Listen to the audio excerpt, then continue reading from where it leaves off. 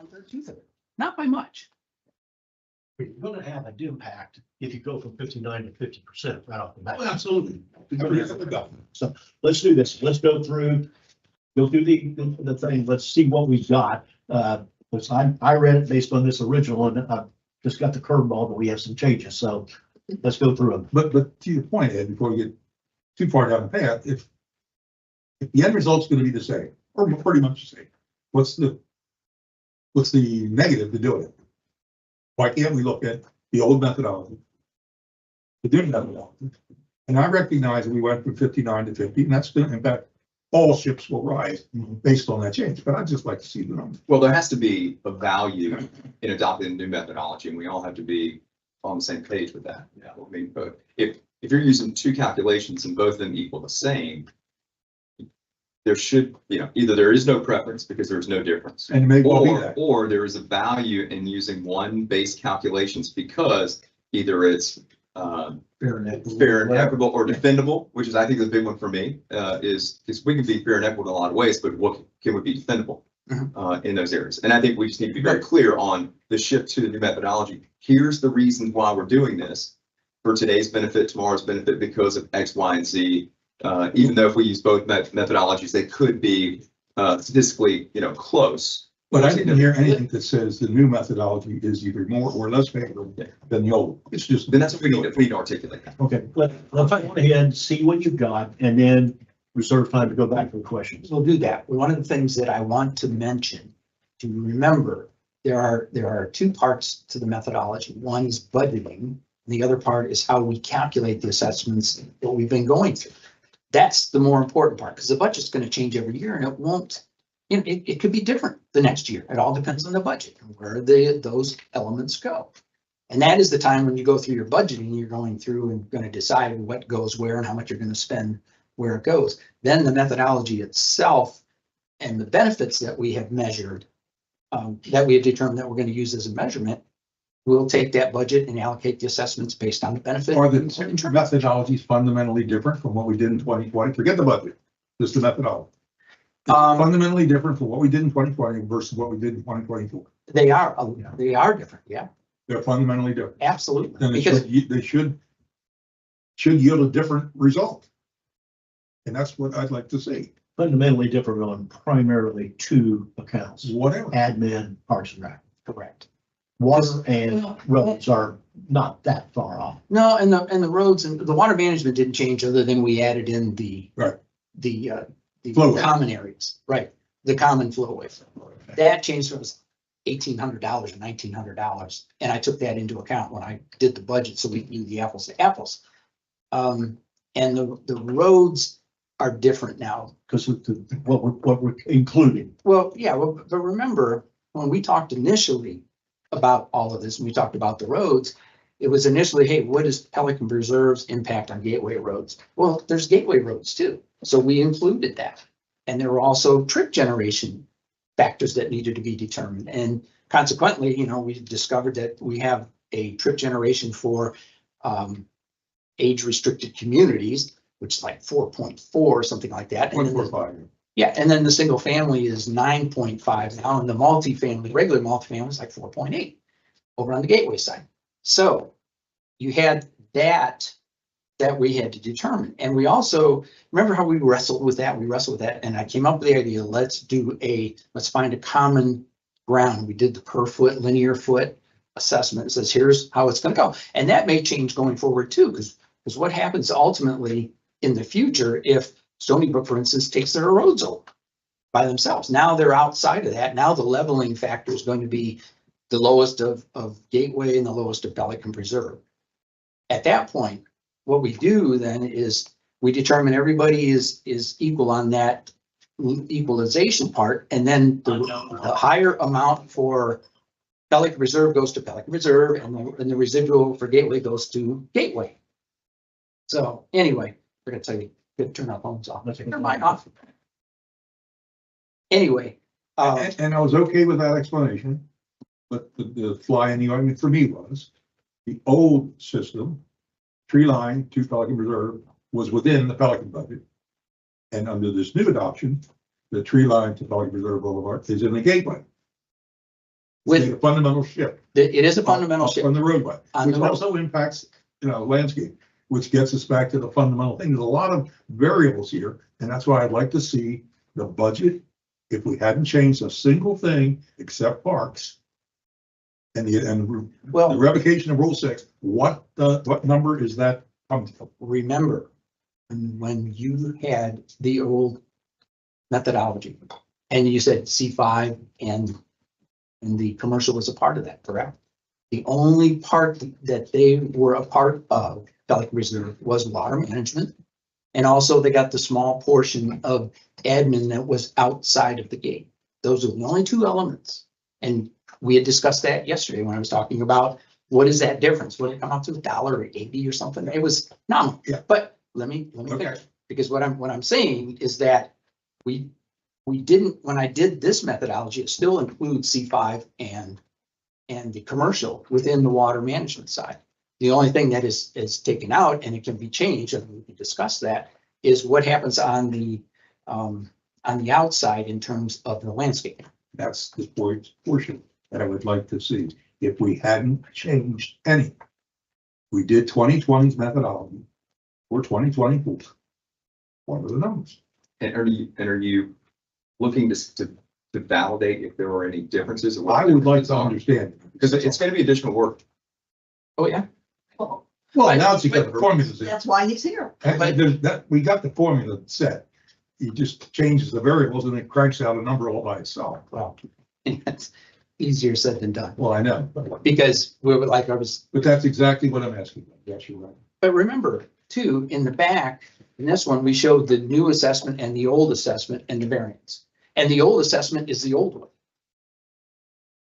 The old methodology, because that was last year's assessment was based on the. No, when you're saying the old methodology, Yeah. that's the old bills. That's what we paid last year. Correct, Okay, that's not. But it's Now still we're back in calculated, the it's still calculated using the old methodology. Right, the legacy methodology. It's technically the current methodology. Yes, We correct. adopted a change. correct. Correct. You're correct. Okay, So, But what we're trying to do is adopt a methodology that is fair, defendable, all those things. If that was fair and defendable in 2020, we should at least be able to look at that methodology again now and compare it to this to see which is fairer, which is more dependable, which is defendable and good. I have no problem with the change. I don't know if I want the change, but I understand the change. What I want to see is if we hadn't changed, then what was it? Well, let's get through what we've made changes so that I'm up to speed, because you've seen something that I haven't seen yet. This new version. Well, I looked at the numbers yesterday, but yes, you're right. But that has nothing to do with the fundamental premise of what I'm trying to get. Yeah, the fundamental part hasn't changed for what we went through with the, what was actually sent to you.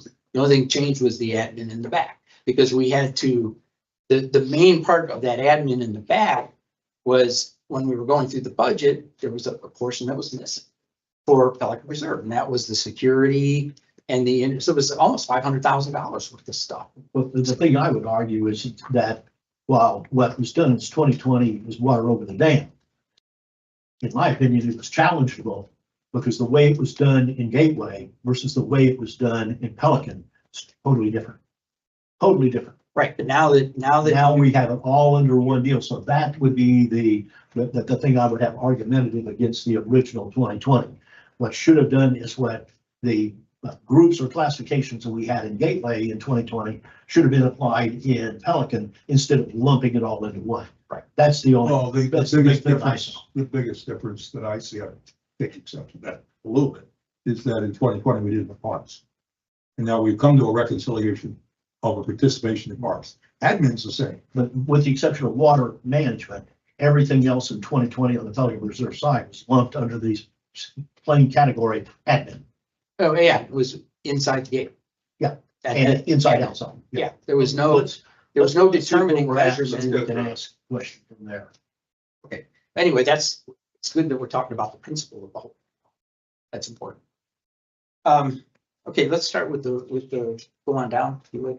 It's the four parts, and I really, we can kind of really go through this stuff fast because we did all of this already until you get back to the admin portion, so. So we do the roadway, water management, parks and rec, administration, and then the calculation of the assessment. So go to the next slide. And again, this is all roads. Roads didn't change. It was just based on what we decided to do and how we did the base of everything based on the lowest linear foot. And then everything was put back into the between Gateway and Pelican Reserve. What they had in their budgets for roads got put back into there. So the only, With the sole exception that under admin now, it's all the admin's lost. all the way. Fourth dashboard, administration. Under the methodology we're looking at today, Mhm. there is a change in that all the admin is now alone versus There's what, there's two parts to part it. one and part two. No. Let me explain Go it ahead. so you understand. What we did is we took all the salaries and wages from the silos and put them into admin.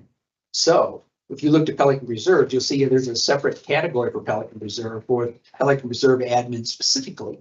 And that's your security, roving security, and all of the things that are affiliated with that. Your salaries and wages that were in there went back over to admin. That's where I'm talking about the calculation. The fact that if you were to put it back, you'd be paying $8 more at union. So that was the exercise you were asking about. What happens when we put it back in the silos? I didn't determine that specifically for all the products at Gateway because I would have to go back and put them into each of the silos and figure out, but on average, they're gonna drop probably a single, they're probably gonna drop $8 a unit. Flat the impact of landscaping being under roads. Talked about that. I've got nauseam. Yeah. I want to keep that separate. So I'm just trying to highlight the differences, what we're looking at right now. And the other part is C5 and commercial now because they have road, they have a road. They've set those costs before, now we've covered them. And they didn't have an administrative assessment. They had a small one because it was the whatever the percentage was, 15% that was attributed to the outside, which was landscaping. And I understand we'll see that further on, and it's for C5 particularly, it's quite a change. Yes, it is. And for the But we're gonna commercial. have some. But that doesn't mean we couldn't have done that using the old methodology and recognizing that it could have been done in 2020, and we recognize. See it here, I'm with you, no complaints. Okay. Next one. Roadway, go ahead. Next one. Next slide, As long as please. it's not cooperative. Okay, and again, the next one. We just talked about the roads and what the differentiation is. Those were the roads and the linear feet that we measured from. Next slide. And those were the roadway measurements. Remember, we have an engineer's report that's backing all of these numbers, so that's where they were taken from. It wasn't me, they didn't come out of the blue. We did have a measurement. Next slide. And in this one, this is where we talked about, Well, wait. Back up to page 7. Just for clarification. The CDD owned orange. No problem. The arterial roads, GSCDD owned the green roads. No problem. The Lee County owned, here's where tree line used to be in Pelican. Correct? The 3,989. yeah, for the landscape. So that's, again, for full understanding of what's different between what I'm asking and what we have. Okay, keep going. So there is a difference there. And it was accounted for in outside the gate assessment. So here what we did is we talked about, I took the gateway roads budget, the gateway landscaping budget that was attributed to the roads. Did the same thing at Pelican Reserve, what the roads, what the landscaping were specifically, and is measuring using these are on a per linear foot basis. And then Stony Brook, and Stony Brook was the basis that we had talked about before. So the baseline budget, if you use the Stony Brook road or the $1.98 for roads, and you use the $7.53 for landscaping, you multiply it by the linear foot. Gateway's total comes out to 85,273 of their total budget is the baseline budget. Pelican Reserve, 168, 130. That's the baseline budget. Stony Brook, because they're the baseline budget, it's their total budget. So it comes out to $945,000 of everybody's landscape budget is the baseline. So that's how we came to that. If you go to the next slide. And And then we did it on the original, or the baseline budget was based on trips. So what we did is I added up all the trips that were Gateway, all the trips that were Pelican Reserve. And that included commercial, the golf course, all of those trips. They were all added together. And then we did, what was that percentage? So Gateway's gonna have a little bit more, well, you can see here, in the baseline budget, what we did is we kept the baseline budget in there for Gateway, and we kept for Pelican Reserve and for Stony Brook. Those were baseline. Then I took the original budget. As you can see what it was 629, 1.5 for Gateway, and I subtracted the baseline budget, and then we had a variance. And the variance for Gateway was $1.7 million, and for Pelican Preserve, it was $1 million. I took those back specifically into the Gateway and the Pelican Preserve. So when you look at the Gateway allocation on the per unit basis on the trips, you see the single family, now C5 is included in there. They're at 235.27, just like a single family at Gateway.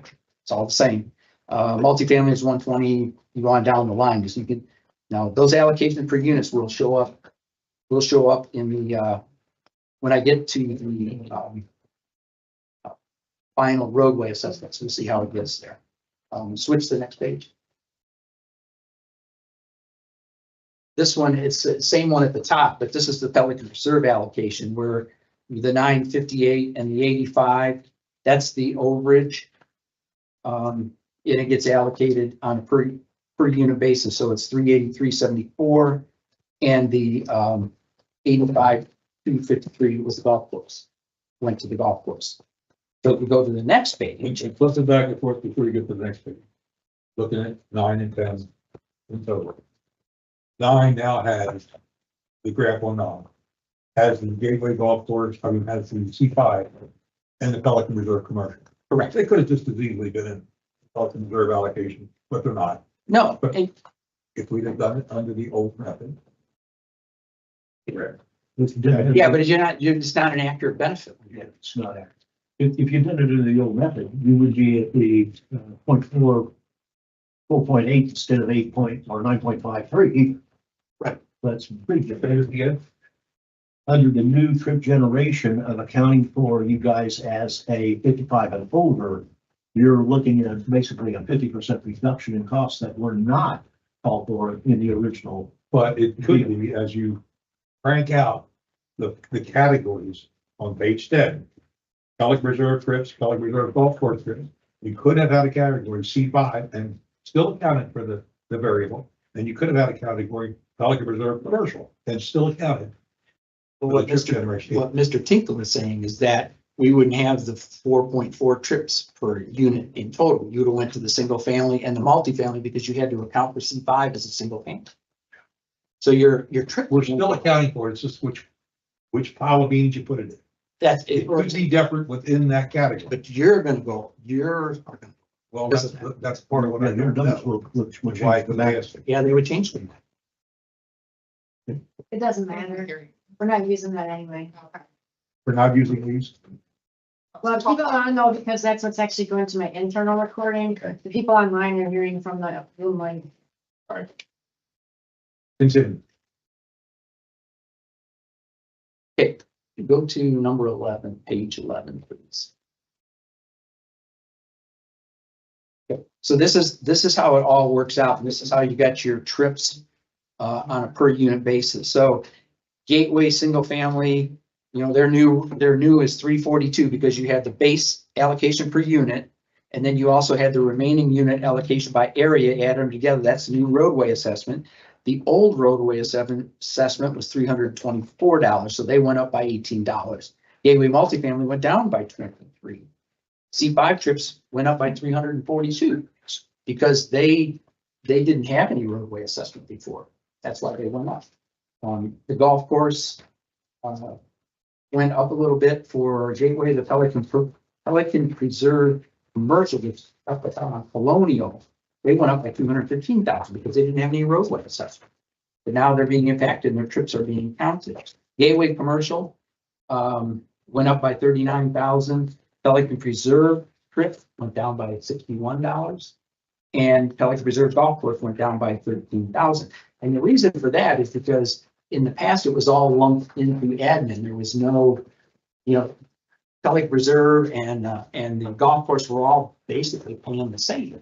But there were differences in trip generation. Now that we're using the trip generation, that's why you went down and the golf course went down. When the landscape zone you come to, we're saying roadway, That's correct. but it's roadway and landscape, Correct. which again, separate them. Part of the little quirky things that I want to see separate. Keep going. Okay. That's all I have for roads. At the moment, let's see what knowledge.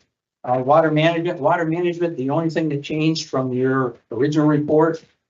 I really didn't. I added $1,880 for the Pelican Reserve budget. And I lowered the Gateway budget by $1,880. That's the only. So it really didn't What change. page is that on, Russ? That would be on, you go to starting on page 17. Is that where I showed who was paying for what? Then we went back in on the next page, was talked about the water management acres and the percent of that allocation. So the reallocation for Gateway or Pelican Reserve Use Holding was 13,880, and they're currently paying 12,000. So your allocation would have been 13,880 instead of 12,000. So it was $1,880, and that was the only So difference. Russ, refresh my memory about Basin 6, 12,000. I remember we talked about this, but I don't remember what the 12,000 was about. That was for maintenance of the flowway that's behind the Winn-Dixie. That's what we pay. That's what you What pay. goes. And then the other three flowways, and then the other two is what Gateway pays. The other three. Everything with the town center. And we also pay, Will, everything south of town center goes to. See, that's too soon. and also Gateway does pay for that, it was paying for that whole area 9. Well, they were, now we're all. Yeah, and the difference is you guys would budget $1,800 more, $1,900. I don't mind paying my share, it still pisses me off. That Arborwood is, but not Arborwood, that's Botanical Links, isn't Colonial Links? That's for another discussion, how much you can do about it. But let's put everything out here on the table. And I don't agree with paying the 1,800, if we're not gonna charge everybody, why charge me? Okay. Came out to 63 cents or something for the year before. In a page 62 cents. Moving right along. Okay, go to page 1, now that you know what the allocation was. And I showed this last time, we did it by neighborhoods. And in reality, what we did, and we started this in 2020, we weighted average all of the single family and weighted average all of the multifamily. So we had one assessment for single family and one assessment for multifamily. And that's what it was done at Pelican Reserve. And I'll show you, I did the same thing when I calculated Pelican Reserve's assessments. But that was just to give you an idea of the detail that we go into, and then we roll it back up. So it does prove the benefit by neighborhood. Go to the next. And on page 20, the area 1 residential. Where is that?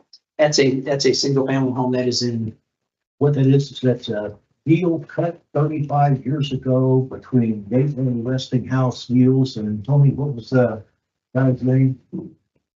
The engineer that worked for Westinghouse that, But David Caldwell? no, not David. Anyway, he got, Banks? no, this is the guy that got the property given to him over there at the back end on like the 13th hole. It's that one piece lot that's in Cypress Lakes, one of our subdivisions, but it was cut out and it's always been called area 1 residential. It's one house. So it's one house that pays much more than everybody else. And I talked to Bess about that. The issue is that in Gateway, that one house is treated like everybody else, all under 1,400, that it's one single unit. And so the case is the same. This one here separates it out as basically its own standalone piece of property. And who will hear from that owner? I hear from them almost daily.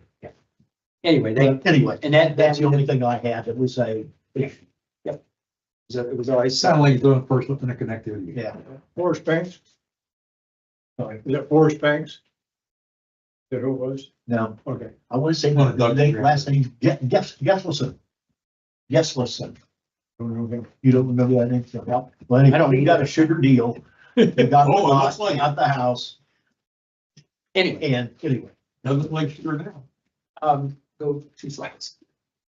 There we go. And at Pelican Reserve, the same thing, there's 1,500 units and it was based again on the actually impervious surface. The assessment's 242.48 for single family and then 148.50 for all the multifamily, because that's a weighted average of all the multifamilies. And the reason we did that, and we started that back in 2020, was that it became really cumbersome to try and add up. Almost every place would have a different assessment. And from an administrative standpoint, it was much easier to weight average among the single family and multifamily. And the trips are generated that way. So that was the main reason for that. Rest of the page, I've got 22, it total, in the new one, it looks like it has a total. That's correct. But it appears that the numbers are the same. That'll be 80 cent difference. This is where the 80 cent shows up. It's got a single family home in Pelican. The current amount is 242.48. The old amount was, a little less than that, 8 cents less, Yeah, it was 241. 241.80 something, I think it was. Something like that. It was a 60-some cent difference. 68, yeah. Right. Exactly. But it still totaled 788, 787, 296. That's the key. That was the number. Yeah, that was the only change. And you did this all the same because what's the thought behind it? People online listening to. Did what all the same. Yeah. It went totally. The 148.50s are all the same for all the condos, Correct. okay? Because Just as I explained, everybody has an equal opportunity to use assets, or what? it What's was more the philosophy behind that equality? the bottom line of the whole thing, because it's such a massive number of parcels that we have in the gateway. It would be administratively very difficult to send out the different types of This is a assessments. Pelican. I know, it's the same concept. We did the same thing at Gateway. If you looked at all the Gateway and all those, that's what Pelican Reserve would look like. But I averaged them out on this one, and I weighted average them to make sure that it. Apples to apples. Yes. Could have had 2 categories. Could have had single family, could have had other. The same, But it's all it's the same weight for each one. Everybody matter, but- within one. Yeah. same Everybody's section. 1.0 in here. It essentially, yes. Okay, all the units, Yeah, except for but I the weighted. golf course and the commerce. Right, and remember, C5 and commercial still a part of this. So Right. that's why There's nothing there on that line. at the bottom line is, you're talking about the 787, Oh, 296. right, okay. That's just the total. That's taking the 656 and adding the total commercial, and C5 is 183 times 168. And when you add that number, the commercial number, and all of the residential and golf course up above, it comes to 787, which was your budget. Say, we've said it again to 656. What's the math that makes 787? The math is the 656 Okay. plus the Yeah. 8,344 plus the 183 times 160. Well, 183 times. So that would be clearer. We would have that. It's what the total is then. Then it would make 787, correct? Okay. That makes up the difference of 787. Correct. Okay, gotcha. Right. So that The only, needs to be- yeah, the only thing I didn't, yeah, and it's the same thing when you go up above. If you look at the single family, the 1,526 times 242, and then 110 times 148, the 88 times 148. You add all those up and then the 142, it comes out to 656. And I basically have some questions, why Pelican separated Sienna, Verena, Sevilla, Ladonna, and we didn't do that in Gateway, but it's kind of academic. We We could have had 2 lines, one single family, one multi. did it in Gateway. Yeah. And somebody had asked me, says, well, why don't we do the same neighborhood? Well, this just gives you an idea. It's It's very simplistic to do the single family, multifamily on a weighted average basis. Okay. Okay. So on to the Parks and Rec section. Next one, you remember the Parks and Rec budget is located in GFO 01. A variety of benefit measurements alternatives were presented to the board. If you recall, we went through everybody with one and we had all of that long discussion about that. The board determined that the benefiting factors would be one for all the Gateway residential parcels, excluding Arborwood. And since they do not have a direct connect to Gateway. And the board determined that all other parcels, including Arborwood, will be given a 0.15 benefiting measurement factor compared to the 1 for all the residential units in Gateway. So that factored out, everybody gets a benefit from every asset. This is the X factor This is that we agreed. correct, Yes, correct. the quote unquote, that the And that- dollar value to the benefit. And unanimously agreed to on that one. And It was- usually, you know, it was a 5-0 quality vote. factors. Okay, the bank's mediation. okay. Anyway, on to the next one, please. Next, yeah. Oh, wait a minute, you went ahead. Sorry, go back. Oh, there you are. Okay, apologize for that. This is how it all works out. Bottom line for the $1.2 million on the Parks and Rec budget, which also included you cut the salaries and wages on that one. That's correct. But everything else was the same, the $1,205,000, and then if you allocated it out, it came out to $226.09 for single family, and everybody else was $33.91 for your assessment. That. Okay. So that was the change. Next is the administration. And we talked about the general fund. I mean, I put it back in here. We already agreed to what we were gonna do with that. We went to the 50% situation. And we went through all of those scenarios, and the board selected the deduct the enterprise fund allocation of the 50/50. Yeah. So, A question for Chelsea on this, not about the numbers. Is the biggest difference in the utilities going from 59 to 50? Not a reduction in staff, but rather a reflection of how the other areas have grown. It's both, It'd be both. it's both, It's both. both. So we've had an increase in utility staff. We've had an increase in public works staff, but how it was done in 2020, to my understanding, was done by timesheets. Now we have, other than Laura, myself, our contracts manager, and I think Julie was the other one.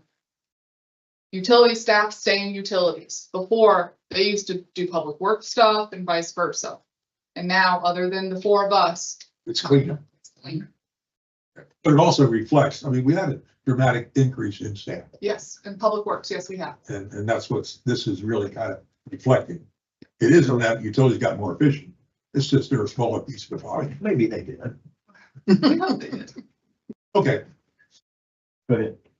okay, go to the next page, which is I'm sorry. We deducted, so you understand where the split came. We had 13%, 29% was public works, and 8% was part of it. That's, those are the salaries and wages were put over into the. We kept the Parks and Rec salaries. I just want to reiterate that. We kept the salaries of Parks and Rec folks in Parks and Rec because of how you guys chose that X factor. So it's not, they are not in admin. okay.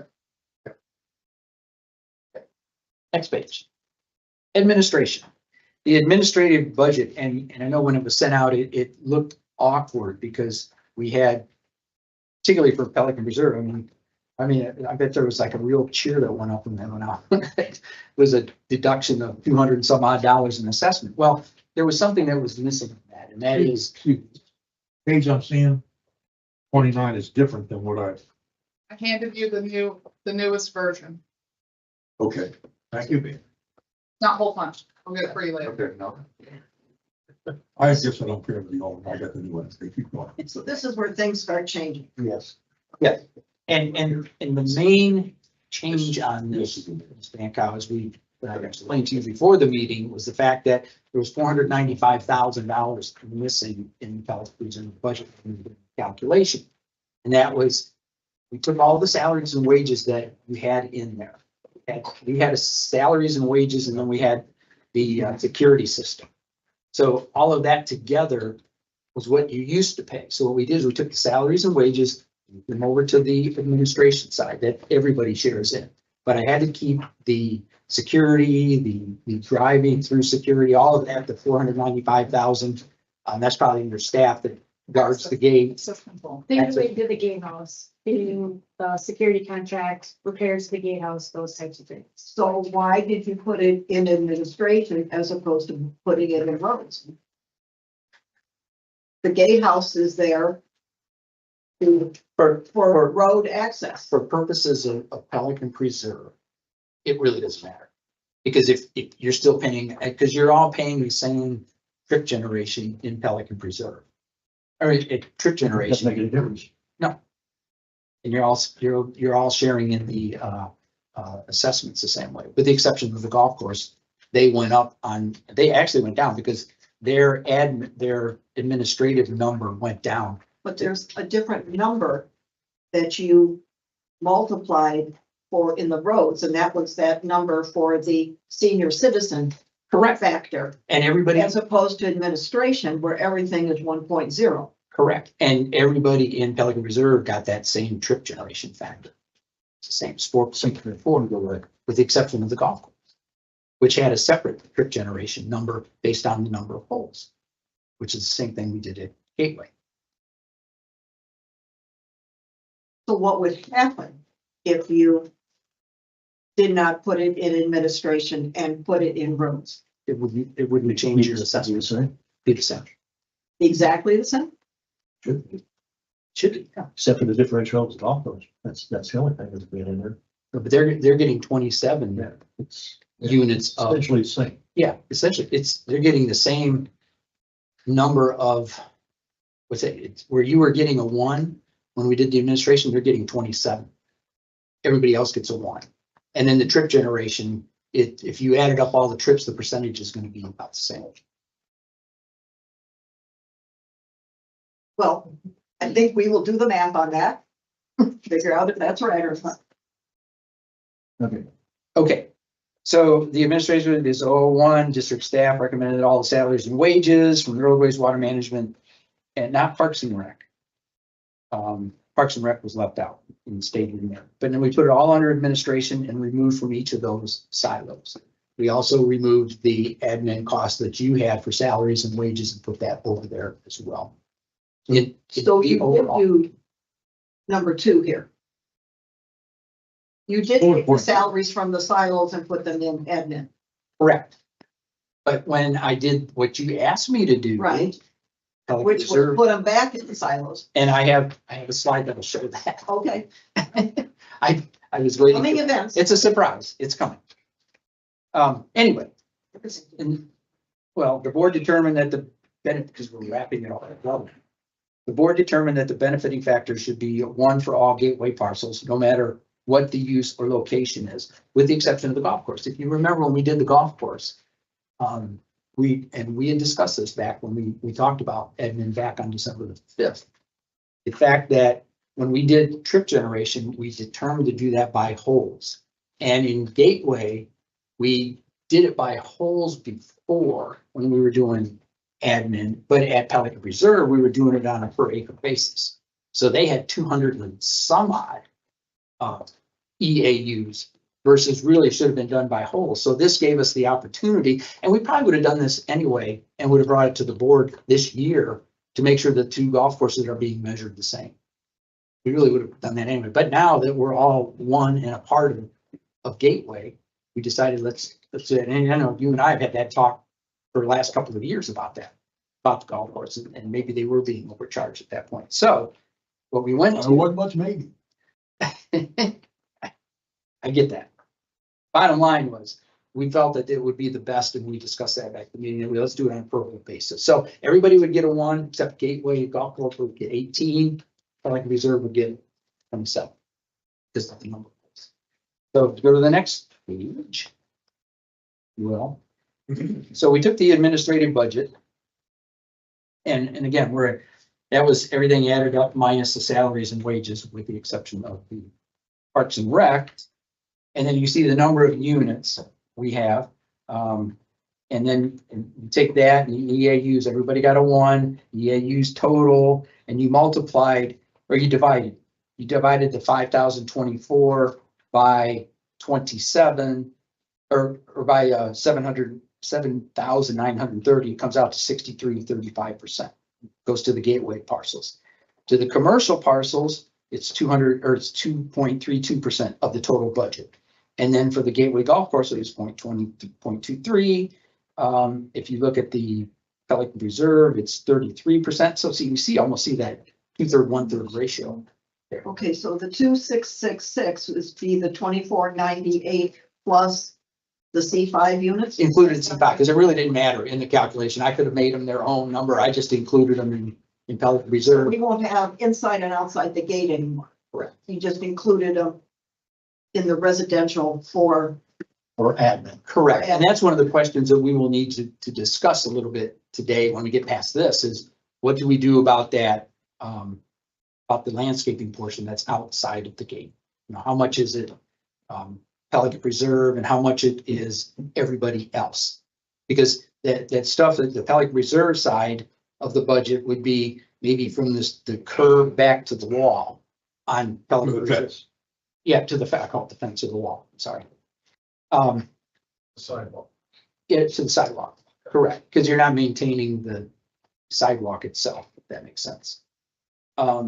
Then, so that part would just be strictly Pelican Reserve, and we take, what a part of that whole budget that's outside the gate for landscaping is that, and then the rest of it, everybody shares in, everybody in Gateway would share in.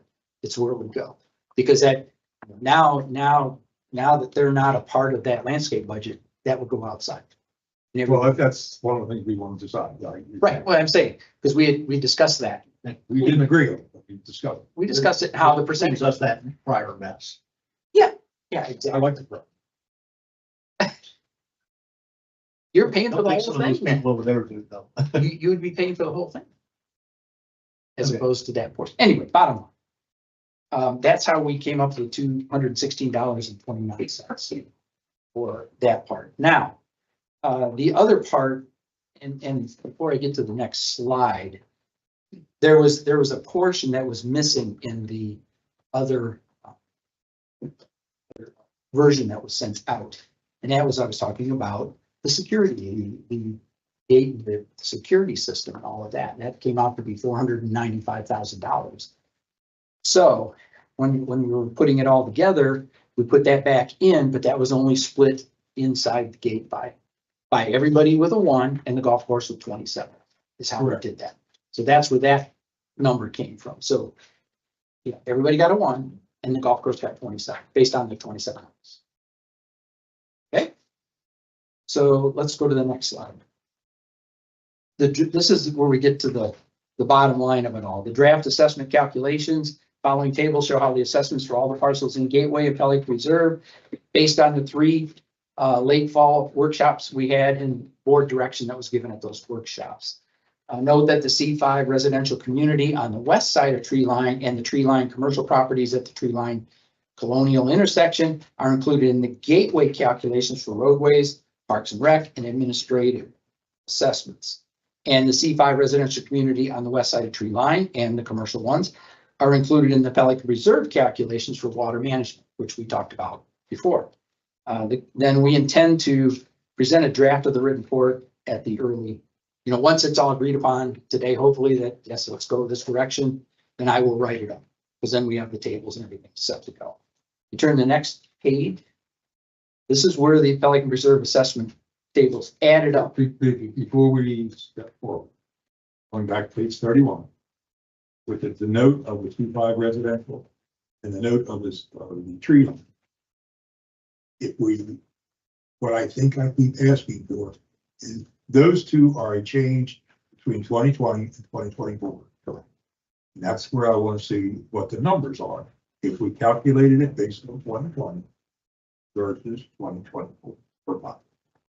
I would like to see. Here, but here is the issue. There was no road costs in the 2020 or C5 or. If everything else is the same, if that road cost or lack of the road cost goes into the Pelican budget. What's the overall effect? From a benefit perspective, it doesn't work. Why would they be a part of your road? Say were 2020. No, they weren't. They weren't charged They anything. weren't charged, but they were still part of it. No, they weren't. No, they weren't. They were a part of Well, no. outside the gate. No, they Yeah. weren't a part of And inside. we had an outside the gate number in Pelican. Now, we failed to charge the people that were using it. I agree with that. So now we're gonna charge them, but keep it in the inside, outside the gate Pelican. If it didn't go anywhere other than under the Pelican bucket, which is what I'm asking, Now we're charging before we didn't. What does that do to Pelican? It can only help. It can't hurt. It's gonna happen. That's the thrust of this again. But then it goes away from the gateway side. Yeah, absolutely. Absolutely. I get that. Because we've run it, we've maintained it. We're the ones that are there day in and day out doing everything. From the landscaping side. What have you done on call the it roads? landscaping, I call it everything. Okay.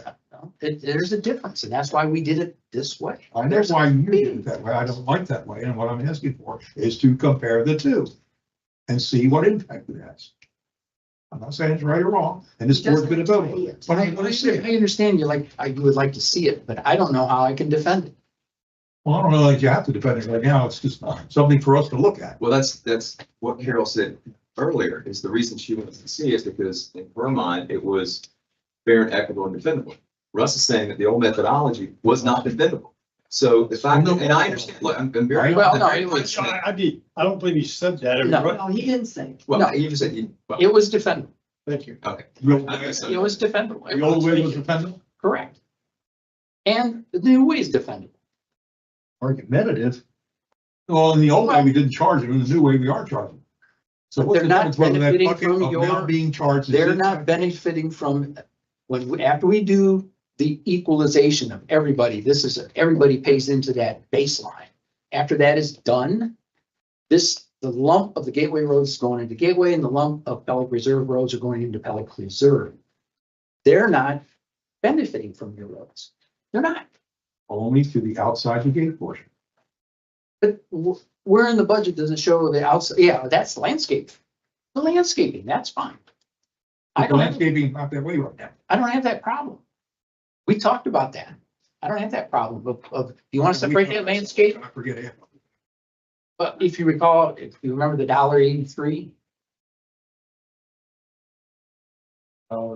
yeah, remember we said, let's say it was $100,000 for that budget and 60% of that budget was spent, taking care of your fence and all of that stuff and all the landscaping on that side. And then the 40% on the other side, everybody benefits from.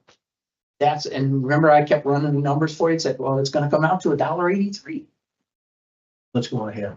So that was the bottom line. I mean, if the landscaping, I can do that for you. That's what you want to see. Please.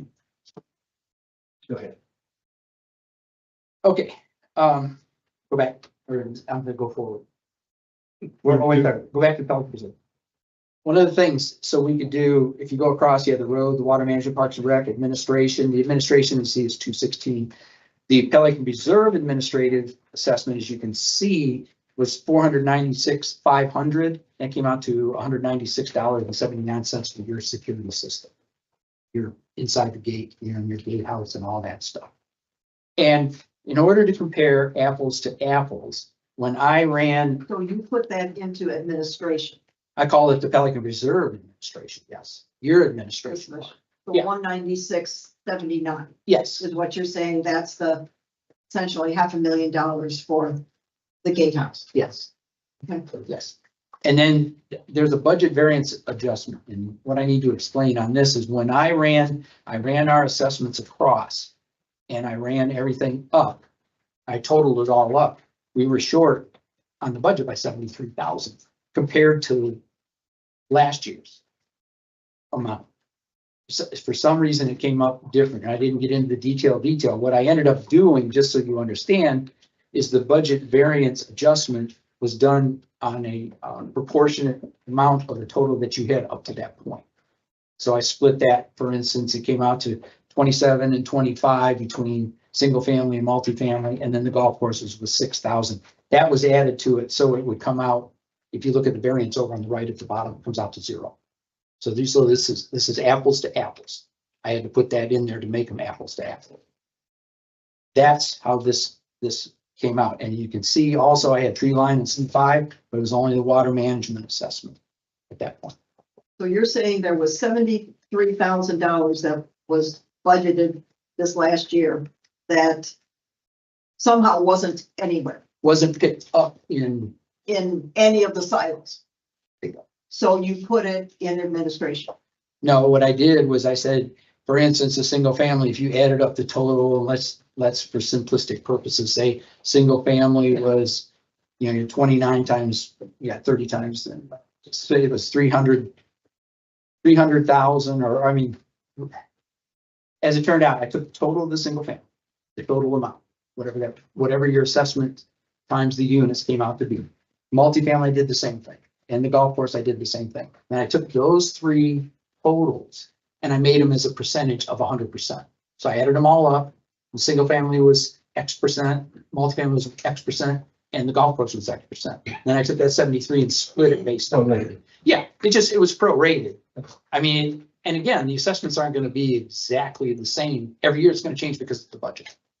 It just is. So that's how I could equalize it and you could truly compare apples to apples. That's the way that was done. So Go on to the next one, which is the gateway assessment table. Same thing there, roads, water management. If you notice under the water management, C5 and the tree line commercial does not have any water management because it's tallied in the like a reserve side. Parks and Rec assessment, 26, single family, multifamily, they paid the same, 33.91 for everybody else, including our group, because the board decided that they would get a 0.15. Administrative assessment, same thing, 216.29. Golf course is 216 times 18 units. Gateway commercial, they had a total that came out of that administrative assessment to 184. And then the tree line commercial for administrative assessment was $2,595. Then the budget variance adjustment for them was the total came out to about 37,000 different. So I put that in the budget variance assessment and that allocated proportionally based on the totals. Total assessment per unit, as you can see, it came out. And then the 2024-25 assessment, and then what the variance is there. And then at the bottom, I put the tree line and the C5, and I added everything together, the road management, Parks and Rec, administration assessment, and the total assessment per unit. And then, and under the administration, and then they're what it was last year. And remember, because it's major, that is roads that they're paying for. So they're going up. The commercial is going to go up by 141, split by all the commercial parcels, and the single family is going up by 357, which again was And they're going up because they got a break on roads in prior years. correct. Mitch, what do you need from us now, since we are short on time? What do you need from us to proceed the final document at the February meeting? For the final document, What does he need from us to let him know to proceed with a final document, final calculations and all that we referred to earlier? Well, how can we do that until we get what Caroline have asked? I'm sorry. How can you produce that until we get the comparison here? I'm trying to get the basis of the stuff that we've got right here. If those extras are going to be brought up as a motion to do that, that's a separate, but this is the base as I understand it. what I would It's say, an that A base. It is a base. I would like to see the comparison. Yeah, it's the way To choose. here's what we can do. I can write it based on what this base is. I can write the report. That's done, right? That can we do? Yes. And then and I can run those additional couple of things that you were looking for, just to give you an idea, just like I did for Mrs. Hancock, that, it's going to cost you $8 more if we moved everything over. It was really nominal at that point. So do we do that? And not only that, I think the staff time is going to go up because it's an administrative nightmare for you to try and keep track of all that. That was the main reason for putting it all over in the spot. So, and then when we do the February one, Have we had an administrative nightmare for 25 years? No, we've had just for this fiscal year since Okay. we start tracking everything. Okay, but that's a different thing. no, it's So again, what do you need from us at this point, on at least this base presentation of the various items, parks, water, road, and admin? and the benefits, yeah. I'm I sorry, mean, and the benefit measurements of all of them. yes, yeah. Correct. What do you need from us, or what question do you want answered to be able to go ahead with that February presentation of this document? Tony, you think just an approval of, We can't do it in this workshop, That's right. but we get to the board meeting, Sorry. the board can suggest, prepare the proposed form of final document for the February meeting. Can we have And a then, final doc? When we. Form of, We can form do, of. we get two issues. We got the base issue here, and then we have what, for lack of a better term, I'll call is an addendum. We can do that An addendum, alternative. but this is the base. It's an alternative. But what I'm trying to find out is on the basis of this, which we have agreed to this point, what do you need from us to answer to finalize this? Well, as Tony said, wait till you get to the main, go ahead. Yeah, what I was saying was that in February, following the same pattern and path that we did back in 2020, is that based upon the actions taken by the board when we go into the regular board meeting, Russ prepared what's proposed by him to be the proposed final report with whatever other supplements he thinks is to address the comments by the supervisors as to variations and differences. And then at that February meeting, the board would set the public hearing, not less than 30 days out from when the advertisement gets placed. So it won't be sometime until March. And I would suggest the second meeting in March in order to meet the 30-day advertising timeframe, because we publish it in the newspaper that the board's proposing to adopt revised 2025 assessment methodology. And so on the February 6th board meeting, the board can say, this is the document we want to advertise for a public hearing. And then when you get to the public hearing in March, the board can still make adjustments when they adopt as a resolution the proposed, the methodology to be utilized when the board adopts its budget in August of 2025. At that time, the public will have another opportunity to comment because they will be getting their notices by mail and a big notice with a map in the newspaper like we did last time, because of the variations, it's a new assessment methodology, and there might be increases in the assessment which require the full-blown mailed notices and the notice in the newspaper. So that's what we follow. The issue I'm trying to get to is staying on course of the timeline we had. You preparing this document and the addendum or the change order or the alternative for that Bob and Carol have talked about.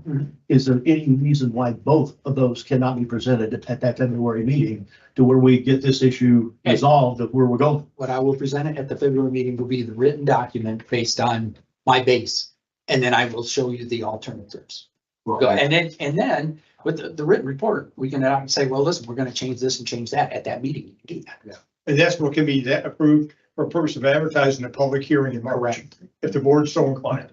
And if we don't reach a consensus, if we don't reach a consensus in February, that becomes a stumbling block. The things slide until we do reach agreement.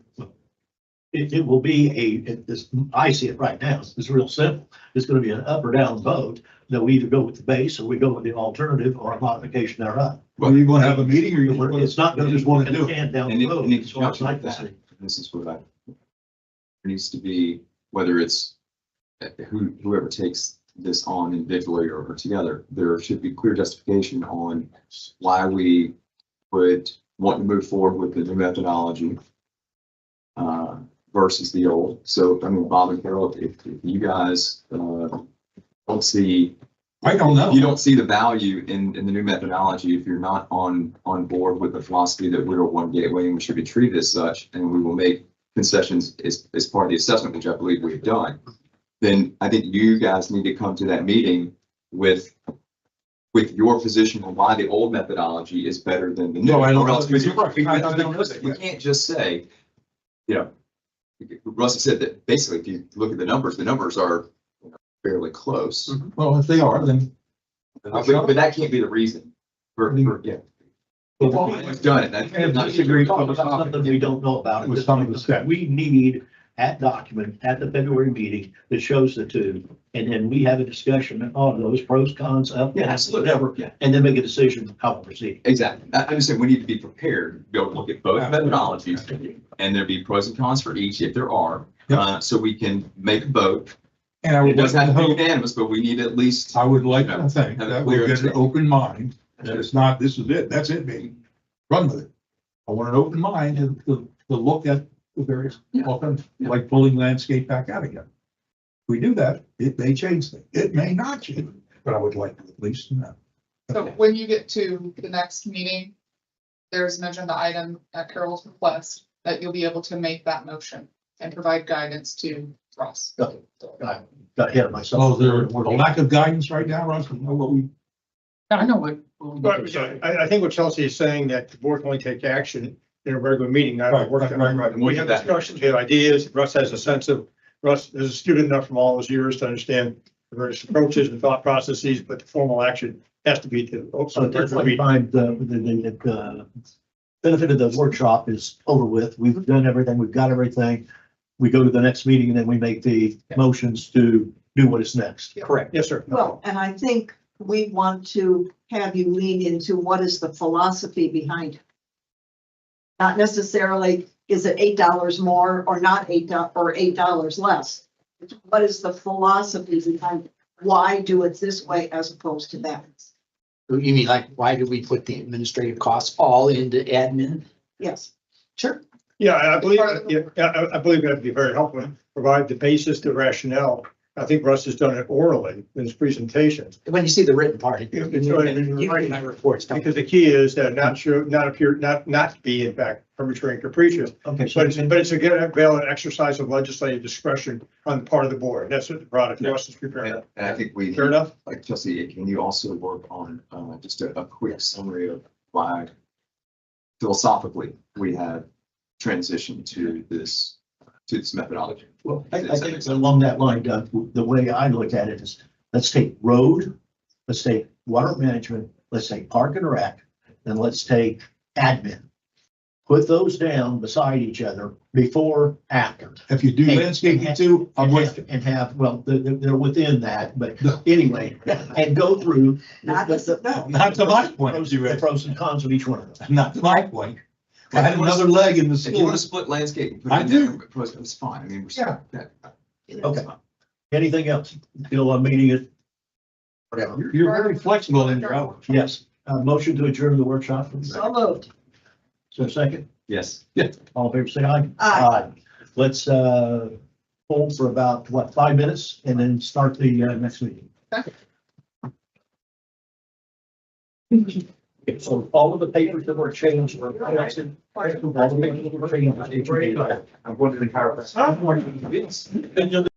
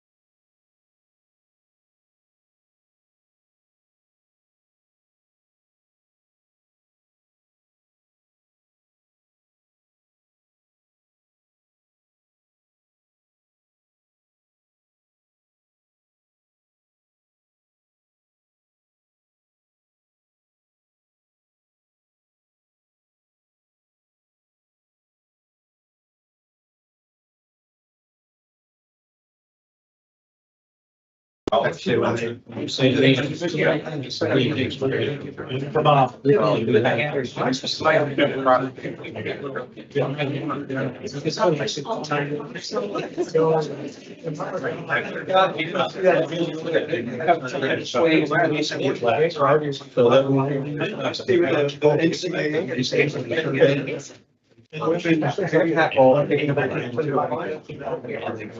besides the book, I didn't realize they were doing that.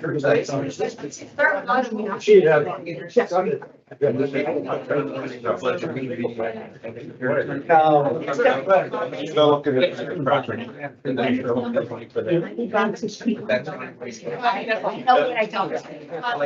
it one and one evening. I was at.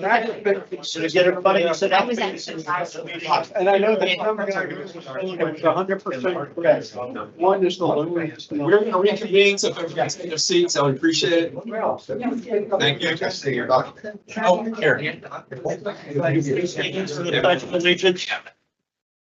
I pledge allegiance to the flag of the United States of America and to the republic for which it stands, one nation, under God, indivisible, with liberty and justice for all. Thank you all. Roll call, let the record show that, Bob, Carol, Doug, and myself are here live, and online is, Flavia, and Doug, will you do your thing? Yeah, I make a motion to allow Flavia to fully participate in this meeting remotely due to exceptional circumstances. Second. All in favor, say aye. Aye. Aye. Thank you. Thank you. Approval of final agenda, is there? Carol wants to go home. My medicine wears off at 5. Okay, we're moving out. All in favor, say aye. Aye. Opposed? Here's just a quick question. I know that Flavia has kind of a respiratory thing. It's really hard for her to talk. Is it acceptable, so on the votes, if we can't hear her, it's hard for her to talk. She will have to articulate. She will have to vote. Okay. Are you asking that we just hear her? Well, I didn't know if you could text or Well, respond. the only alternative would be if she could text, but that would have to be saved as public records and ambulance sheets. I'll vote for her. I'm sure you will. We'll make sure that we do that. Yeah, okay. That's it. Okay, public comment, Laura. Pick 4 right now. Okay. First up is Robert Raisler from Timber Ridge regarding the Pond 94 and the water meter and connection fees. Just a reminder, you get 3 minutes. My name is Robert Raisler. I'm in Timber Ridge, here to talk about the connection fees that we have been informed to pay. We feel as though that's not fair. We feel as though the reason that those connection fees were not made in the first place was because of your contractor, WCI, who failed to put it together. We believe that that was done out of malicious intent and fraudulently to avoid paying the fees to Gateway Services. And that fee then was about $16,000. They were going through bankruptcy and did not pay it. So an opportunity to avoid the cost was pretty obvious because of the way that they had put the meters in place in the one lot and in the park area of Ledgewood Circle. We thought, we believe that because of the fact that the WCI was fraudulent, it cost the Gateway Services money, and it definitely is going to wind up costing Timber Ridge to wind up paying those fees, which should have been paid in the first place. So we're requesting the board to waive the fees, the connection fees will pay for the meter. Thank you. Thanks, Bob. Did you have a comment? You had another item on 94? We're going to wait and see what happens with the waiver on the Okay, Surveying of that lake. all right. I think there are 2 issues there. There was one, motion, or going to be a motion to approve, survey. We'll get to that. in the And agenda. then. Yeah. One needs to follow the other. Would be ridiculous to do it, and then we need the information. Okay, let's go on. All right, so the second comment is from Matthew Pillar regarding Pond 94. Afternoon, board members. I'm Matthew Pillar. I live in Timber Ridge, Ledgewood Circle, and my property is butts up to Pond 94. So I'm just here to offer my 2 cents and encourage the board to approve the pond survey. I think that would be in the best interest of the development district and those board members and us as homeowners that have whose property that's impacted by it. Are you on the east side of the west side? West. It'd be on the west side. West side. Is that the corner, right by the bridge? Oh, okay. First lot, Right. Yeah, okay. Right next to that, common area. yes, that's There we correct. go. Thank you. So that's my only comments. Thank you. All right, next up, I have Tom Shaner regarding item 11C, the methodology. Thank you. I'll do it quick, trying to make some notes during your discussion this morning. I know you'll have a real challenge and we do appreciate you leaders, but it is a challenge. I have a couple of questions I hope you will answer in the process. I'm not sure we understand what benefits Pelican is getting now that it's never had before, but suddenly we're getting benefits. Landscaping, we think should be treated as its own category and should not be combined with roads. Perhaps use the EAU method to allocate. So I know Russ is back here, you can hear me. I got it. All right, Parks and Recs, again, it seems like a drastic shift. Why? I want to understand why, even though you came up with a political compromise of a 0.15, we disagree where there is no benefit to Pelican Preserve for the parks over here. Roadways, they seem to be unnecessarily complicated in how you've done this.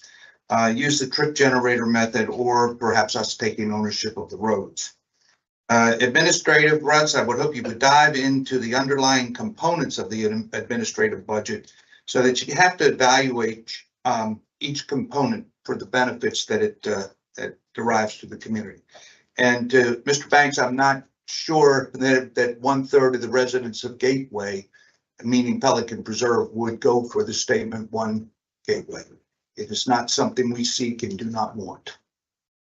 Thank you. All right, and our final comment is from Carol Brocky regarding the same topic, 11C, the assessment methodology. Carol Brocky for Pelican Preserve, speaking for myself. I have attended all the workshops on the different areas of silos.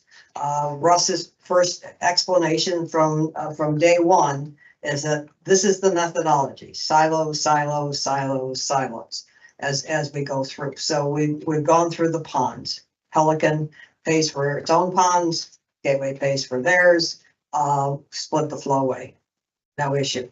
Roads, you pay for ours, we pay for yours, no issues. Parks and Recs, we still believe that we absolutely have no benefit. The 2020 methodology shows that you need benefit for your home value.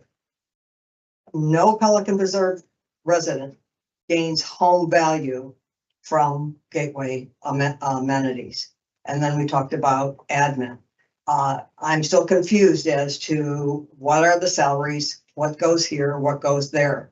What I am concerned about is that the staff proposed that all get rid of the silos that we've spent all this time on, and then you put it in to everything into admin.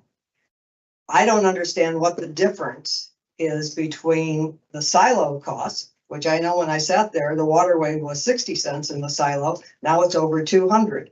Can't figure that one out. Roads on the silos, we were $200 to the good. Now we're minus $200, and it goes on and on. That needs to be explained, and that alternative has to be with the silos, has to be done. I don't understand how an assessment, which is done by an expert, takes a staff suggestion to put everything in admin when timelines have been done before, and it's arbitrary. It's absolutely arbitrary to make this change, and we need to depend on the benefits and the historical value that is significant, and that is the benefits. Anybody else? Nope. Okay, local achievements and recognitions. Nothing? Nothing. Advisory committees, items and reports, Pelican Preserve Advisory Committee monthly report. Perfect timing. Doug literally just got online. He's calling you from Cabo on the Teams link, so. Calling in from where? Mexico. He's in Mexico. You okay? I hope so. I don't know why you want to come to the board meeting when he's in Mexico, but. Dedicated. We see you, Doug. Hopefully you can hear us. It's your turn. Probably P-PAC is first. Oh, sorry, P-PAC. Can you hear us? So the board requested that all of your advisory committees provide written reports to you, and so PPAC has provided a summary to you and Prac has, so Doug's not up yet, his items aren't coming. I move that we accept the reports A and B. I'll second. All in favor, say aye. Aye. Opposed? Aye. Thank you. I move to approve the minutes of October 21st and October 24th. Second to that. Second. All in favor, say aye. Aye. Aye. Opposed? None. 5 votes. Consent agenda items. Anybody want to pull any of these? Or if this one. Move to Okay, approve make consent agenda 9A. Motion made to approve the consent agenda 9A. This is the construction services agreement that was postponed at the last meeting from a 2-2 tie. I'll second that motion. Any discussion? All in favor, say aye. Aye. Aye. Aye. Opposed? No, 3-2. or I, Either or. either or. Okay. I begin it. Here on the back for me. 3-2. District engineer, who's online? Stephen Agapi. Hey, Laura, can you Steven. just move the agenda online for me? I'm getting Thank you. feedback. It's Flavia asking where to go to. I'm sorry, Flavia, what'd you say? I'm Just getting for Laura. Flavia.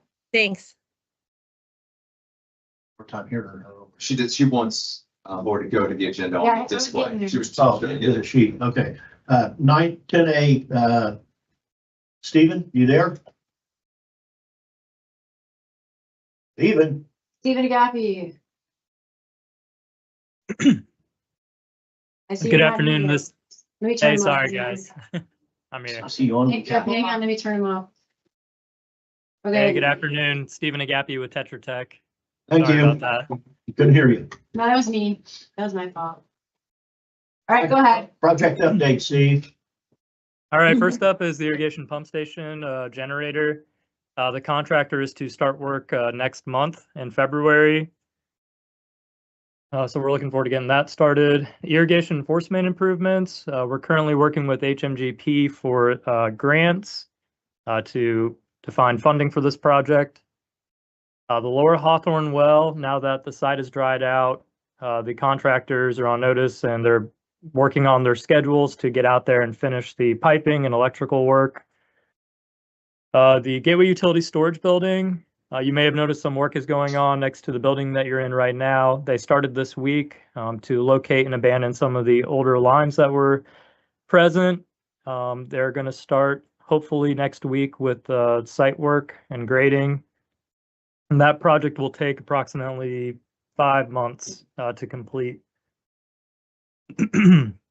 Chelsea, I don't know if you want to, I think Eric's on too. He might want to give an update for the Gateway admin building, or if you might have a better idea of what's going on with that one and the master park plan.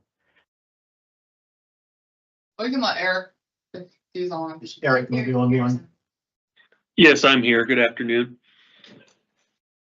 For the Gateway admin building and park improvements, the notice to proceed to OAK is pending receipt of the building permit. We have worked with OAK to resolve, excuse me. There were 2 outstanding items that this week were resolved, so we should be resubmitting that building permit this week.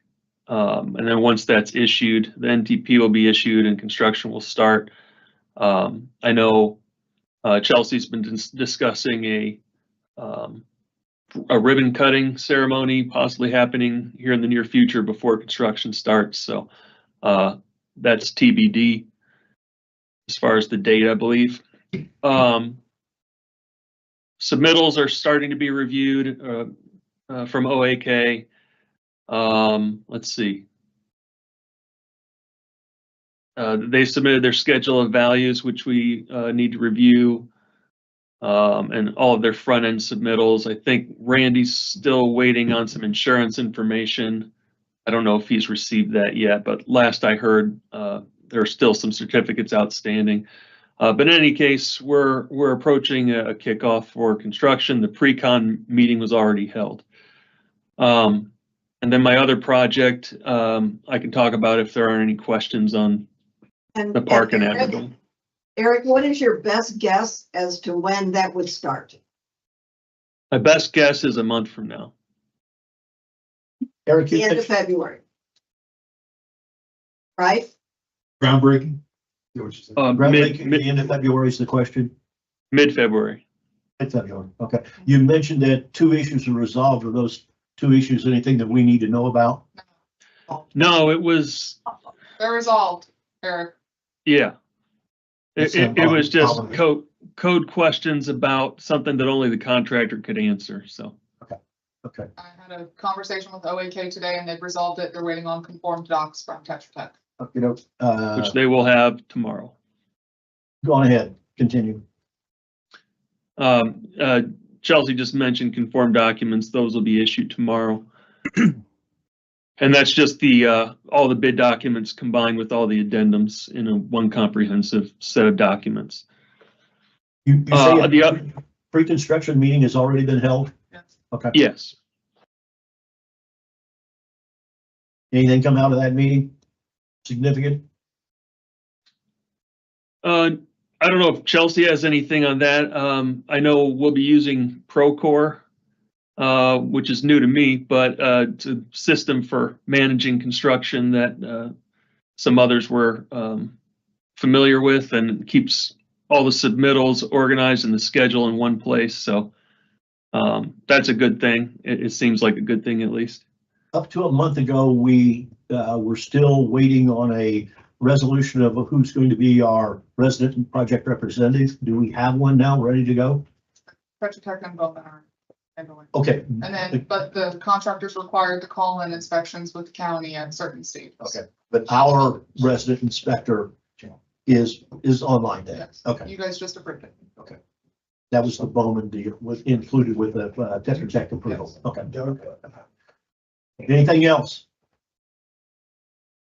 No. All right, Stephen, Eric? go ahead. Eric, do you want to touch on your storage building while you're speaking? Sure, if that's what the board would like me to do. So on the Public Works building, obviously the decision was made to abandon efforts on the east end of the soccer complex. And we are proceeding with design modifications to construct a parking lot, basically an expansion of the existing parking lot to the east where the dog park is today. And then we are also proceeding with a conceptual site plan for the Public Works storage building in the new location that the board approved last meeting, south of where you sit today. Hey, Eric, one question on that, Chelsea. I know in the past when we have discussed improvements to our existing property, we have brought up in the past opening up an additional point of entry or exit To the west. to the west. Basically, when you come around the corner, it's right in alignment with the road. I agree. Is that something that we should look at as a part of this project? Because when I'm looking at it, an additional point of entry or exit might be logical for you to come around the building. It could for utility vehicles or just having another point of interest. I don't know if, Well, the big one is that the current gate, correct me if I'm wrong, but it ain't on our property. The current gate is not on our property. It belongs to the county. So having that ingress would be, I think, very advantageous. this is where we've looked in the past. Yeah, I mean, in coming here. right off there. I agree. Yeah, I mean, if it's worth the past, we talked about everything here. So, So Tony, does Can the we county own up to include within that about in- 10 feet of the edge of the building? I don't have any, I'm pretty sure that we checked that. So, What are you asking, Doug, that be looked at? somewhere I around. think the district owns, they own Soccer Drive, right? Yeah. Yeah, we could peel off right after we come in off Soccer Drive and turn to the right. You can go through the borough. Yeah. You have to go through the borough. So what I'd like to do is just maybe just, Eric, I showed Chelsea just the visual of what I'm talking about. I know we've had these conversations before and we just never moved because we didn't proceed with any improvements. Well, we weren't put under where we're at. Now we have to Exactly. change. Now's the time. So I think it's just, I'm asking for nothing more than just maybe a viability look, Yeah, to we'll, see if it adds value. we'll look, I don't know if that'll trigger any other improvements that would be required by the county. So we'll look at it as part of the project. I appreciate it. Thank you. Go ahead, Steve. All right, next up is Phase 2, Year 2 Lake Bank Restoration, which is Lake 127 and 130. Met Tower is already started on Lake 127. They've got about half of the western side of 127 with the fill placed. They're progressing well. Then they'll move on to Lake 130 probably near the end of next month. FY24 lakes, MRI is scheduled to start next week on Lake 105.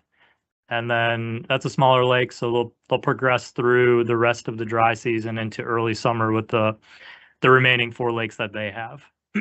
Stephen, 105, that's the one with the huge rocks in Hampton Green, is that correct? That is correct.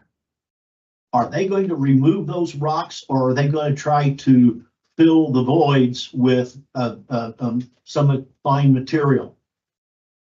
We're not removing the rocks. Those are part of the permit, so we're just going to be adding to that above them with a mixture of some rock and then some fill. How are they going to get that sand? I mean, that is so porous. It's unbelievable. The last thing I want is to spend all that money and then have that thing starting to settle over the next 2-3 years. Somehow they're going to have to get in there and put water in there and get that sand to go down and fill all the cracks and crannies to make sure that we don't have any voids, because there are some huge voids. Agreed. Yeah, we're using a filter fabric between the placement of the fill and the existing large riprap. I just want to make sure that you can compact the daylights out of that material from the top, but getting it to go down to 2, 3, 4 feet down to the bottom between those rocks. Those rocks have been there for a long, long time. And there's some big, big washouts. I just want to make sure that material we bring in gets down in there and then we don't get this thing built and then all of a sudden start having it settle all over the place. Understood. Go ahead. FY25, we did receive bids yesterday for the rebids of those. We're currently reviewing those, and at the next board meeting, we'll bring bid recommendations to you. This is on the bids that were received yesterday. That is correct. Okay. FY25 Lake Bank Construction Management. This is Lake 98 and 99. Those are scheduled to start, I don't think on the 20th, I think on the 27th is the actual date they're going to start on. It slid since last time, so that'll start this month also, and that's with C&B Civil. The F2A project is going well. Most of the pipe work is done. They've got the above ground piping complete. They're wrapping up electrical, and they need to complete electrical work and SCADA and restoration, and they should be done in February for that project. Okay. CCTV sewer, that project, we have the bid documents pretty much complete. We're just working on the ITB documents right now with Randy. And the CCTV storm project, we have the draft bid docs. They were due on the 10th, but we're wrapping up a figure that we're just taking a second look at before we send that out. So that should go out sometime next week for that first draft. The engineer's report for assessment methodology you guys spoke on today. I didn't hear yet if there were any comments for us, but if there were, we'll incorporate those into our report for the hearing. Pelican Lakes 47, 48 are on the agenda for board approval. If those get approved, we'll have inspection services for those. Development updates, Arborwood Phase 3. Stephen, on that, Stephen, on 47, 48, I think this probably is more for you than waiting till that comes up on the agenda. I noticed in reviewing it, why would we have two bids from two contractors and have different quantities? How does that happen? One was bidding on 1,500, I'm just pulling out a number, 1,596 lineal feet, and the other one was bidding on 1,440 lineal feet. If we're doing pond 47 and 48, I would hope that the distances would be the same. Why would one contract? I can answer that, Steve. This is Doug. I can answer that, Ed, if you want. Sure, I'm just trying to figure out, typically when we Well, bid a job on the same job, the two some of the- contractors have the same quantity. The difference is in one case, they restored the entire pond, even when there was zero erosion. And the other case where there was zero erosion, they did not restore the zero erosion part of the bank. That's the difference. So We had the Doug, same thing on pond 36. When we did pond 36, a part of the bank was not restored. so Doug, that was at the bidder's discretion to include additional Yes. scope? Okay. Thank you. Steve, And that's why it was normalized to the price per linear foot versus the total price. So it was apples to apples. Cool. okay, that makes sense now. Okay, Steve, Development updates, Arborwood Phase 3, still waiting for Lennar to finish punch list items in that project. Daniels Parkway Apartments, we are still waiting for updated plans from the developer.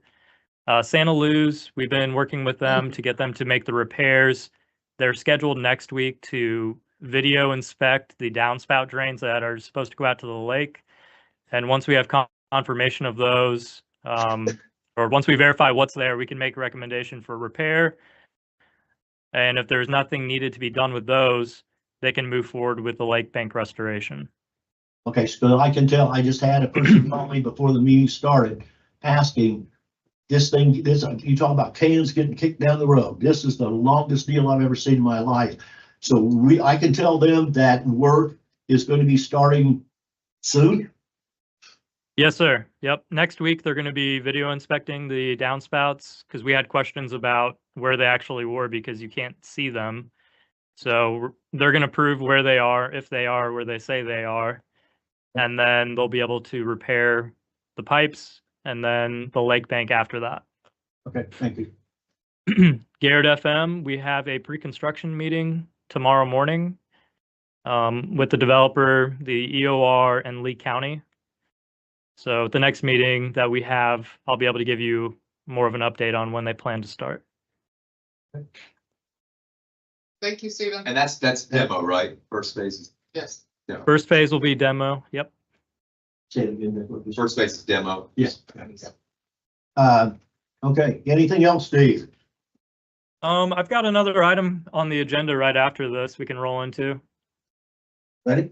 Okay, let's go So- to 10B, which is the surveying proposal of the site surveying of Pond 94 on the east bank and west bank.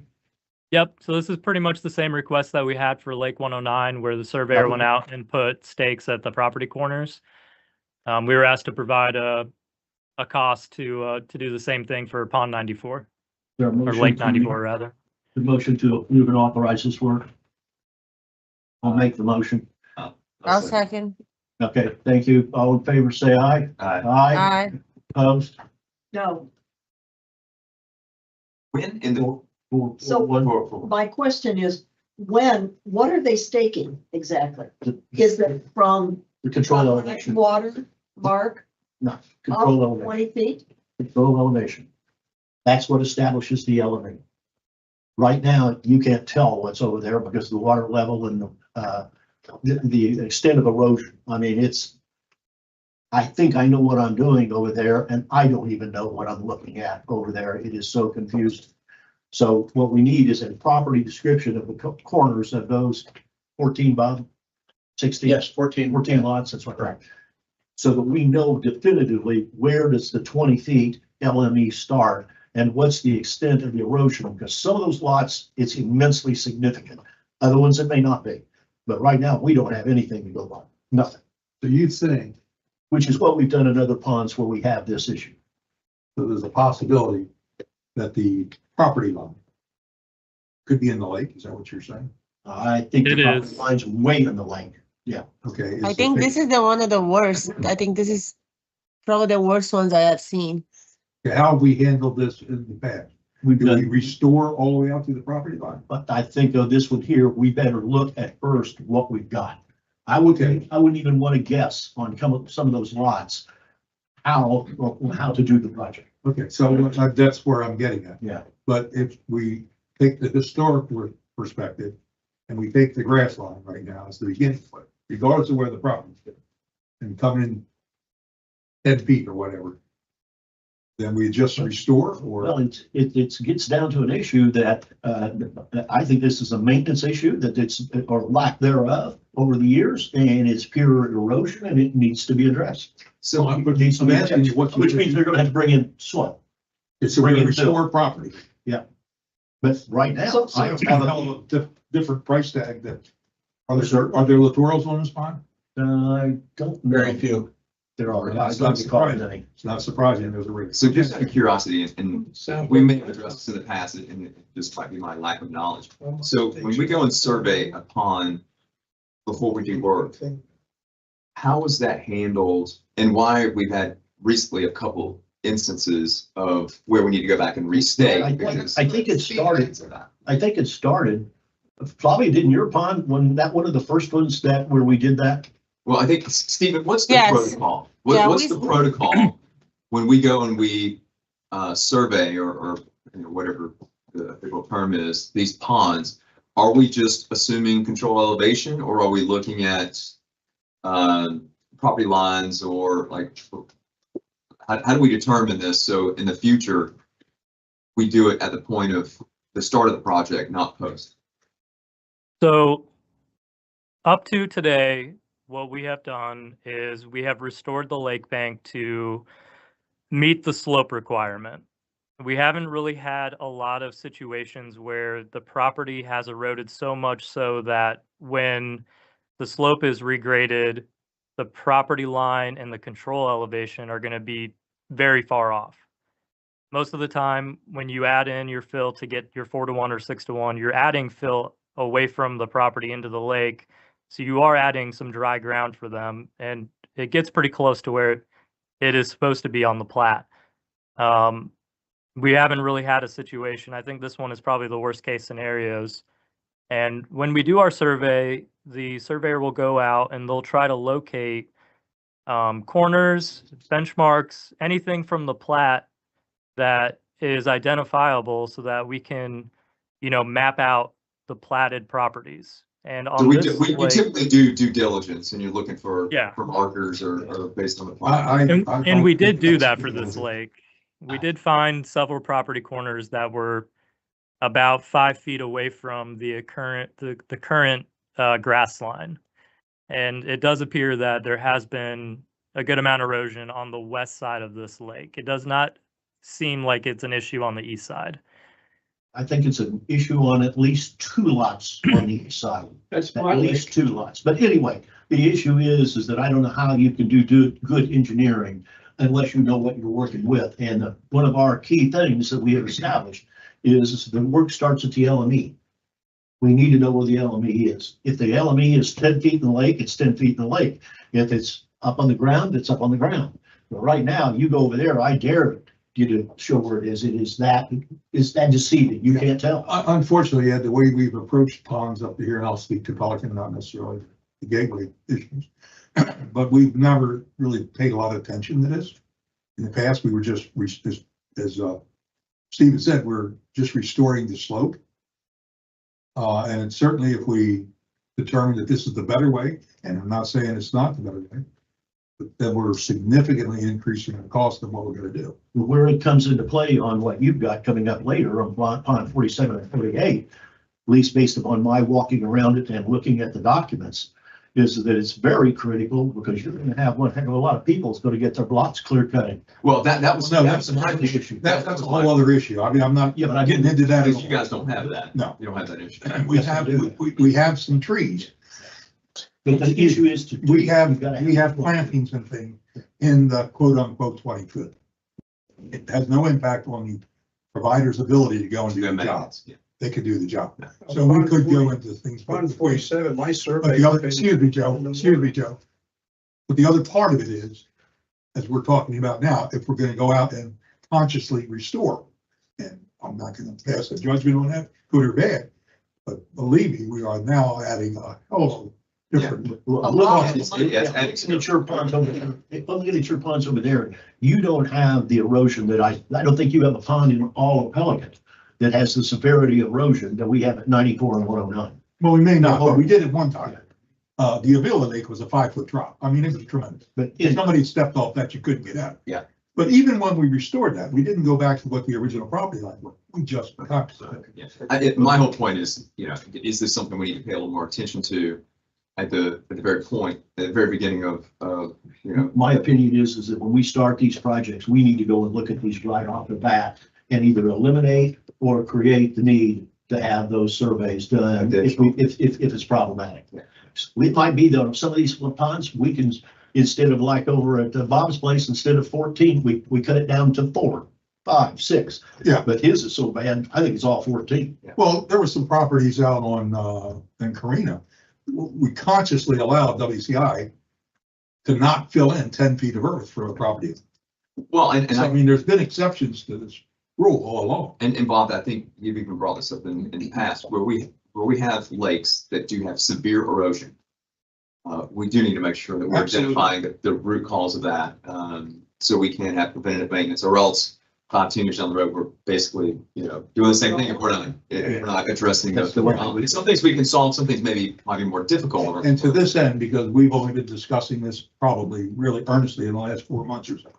But we are now plotting every property on a pond in Pelican to the GIS to see where the property lines are. That's now being done so that we can look at it going forward. Well, and that's important too, in our ongoing effort to create GIS for, we need to have proper Absolutely. lines. We need to have proper lines. And I went over there at 47 and 48, not to get off on a tangent here, but your LIPA drawings and dimensions are much more, or appear to be much more accurate over at Pelican than they are over on Pond 94, much more. Well, we're all newer. Yeah. So anyway, Okay. we've got a motion. I think we already. We've already voted. We've already voted. So Steve, you've got the authorization to do the surveying of Pond 94. And until we get that information, I don't think we do anything at 94. Bidding it could drastically change, in my opinion. But I think that comes up later. Anything else, Steve? That's all for me. Thank you. Board have any questions for Steve? No, Eric, either one? no, thank you. Tony, you look like you want I think to. what was taken. Yeah, we did. Yeah. Sure, okay, I think it was 4-1. okay. Okay, admin items, A, quarterly financial update. We have Stephen Bloom on the line and we'll give you quarterly financial update. Steve? Good afternoon. And by the way, Happy New Year. What you have in front of you is the financial overview for the first quarter of your fiscal year. As we've talked about in the past, usually what we see from a revenue perspective is the same thing we're seeing here, which is the assessments coming in, quite a bit in that first quarter. Really, a couple things to call out in terms of revenue. First is 88%, of your total, annual assessments across the board have already been received by the end of December. Really good number. And again, we've always had a very strong collection rate. In terms of utility billings, about 22% of the budget, for the billing. And then the last piece that we've been talking about before is interest income. So for the first quarter, about 277,000 in interest income across all the funds. Now, the bottom left of this report shows that number broken down by the different funds. So for example, the general fund is about 60,000. Again, this is just one quarter, and Pelican Preserve about 35,000. You can see so forth and so on. But again, we'll continue to talk about this because it's obviously such an important part. But again, it is good to see those numbers are still strong, even with some of the, the Fed fund rate dropping a little bit. Next part of here in terms of spending. Steven, Yes. excuse me. The sheet we're looking at right now with the 35,000, this is net what it took to pay off the 2013 bond? Because this says December 31st, and I think it was paid off in November. So I just wanted to. Which piece are you talking about in terms of net? Well, Because the debt service, and I was just, it's actually a good time to know, when you look at the debt service expense, that's where you're going to see, you get a big number there, because that's where you will see that payoff. So yes, it includes it in there. Okay, all right, thank you. So we save $336,000 in interest by paying. No, that's not interest. That's just the payment of the bond. The interest is, what was earned on investments. Okay, interest wasn't the right word. That was the bond expense we've avoided by paying it all. Oh, no, that's not, I'd have to calculate that separately. That's completely different, Bob. I'm happy to do that and go back in and take a look. No, I don't care. Yeah. No, let me again, be clear. When I'm talking about interest in this top half of this report, this is additional money coming in based on, your different money markets and trust accounts. Right. Yeah. And again, it's not found money, but it is an opportunity to bring additional money that we don't necessarily budget for because we can't be certain of it, but yet we'll be able to use for those different funds for different things, like if if we need something for a quick project or something.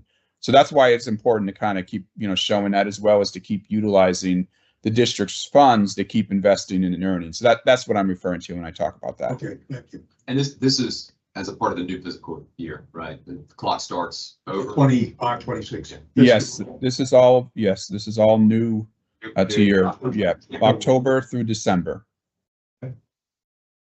Middle section there is on your spending. Again, it is, the early part of the year. Obviously, projects will start to pick up. Really, there's not a whole lot to call out in terms of spending other than what I just mentioned, which is that the bond was paid off. And that's why you're seeing there on the debt service row, you're basically 120% of your entire budget. And that's, because of that particular payment. Otherwise, it is kind of what we would expect. It's nothing above budget, a little bit below, but again, it will pick up as you go on through the year, especially with your projects. The last piece, and this is your carryover from 2024. We've talked about this in the past, and one of the things we decided we would do is keep making sure we would show this number and update it as time went on, even though the final number, the final carryover, which we won't know until the audit is presented in March. But as a reminder, this is the amount of money from 2024 that is available to carry over for different things. And it is what it says, it's a carryover. So for example, the general fund, at the end of the day, when we look at our 2024 financials preliminary, it's about $1.4 million. Pelican Preserve right now is about roughly 191,000. Now these numbers again are going to change, but we've talked about as we enter the budget process, as you're making decisions on different projects, having this handy and updating it each quarter is valuable information, and this is kind of where we are right now. I mean, this is an area, Stephen, that we've talked about in the past that I'd love to see a little more rigor on, and maybe Laura, you can help us with this. It really doesn't matter or become impactful until we're mid-year, because at mid-year you have a good idea of what projects you're going to execute for the remainder of the year. And I know we historically always have carryover, which in most cases may not be a bad thing, but for me, from my upbringing, there is a plus or minus variance that is negative on either end. I would much rather get in mid-year, identify what projects have high likelihood that they will not be completed or started in that fiscal year, So we can identify available budget to reprioritize items. But that's the current budget year, right? The current budget, yeah. This is the 24. Yeah, no, This is what we. yeah, this is what I'm saying, like, right now, you know, we're in Q1 of that. So normally at the end of Q2, beginning of Q3, we would have an exercise, hey, we are, you know, 50% to our, 50% of our budget.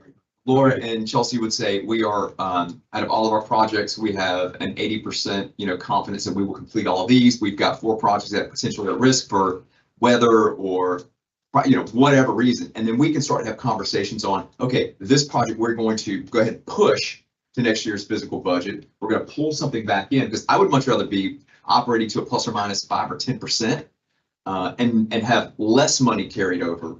That's just my personal, you know, philosophy. And it's been to our advantage to have carryover, but we've had a couple $100,000, which is great. But at the same time, we could have probably gotten some other stuff done in that fiscal year.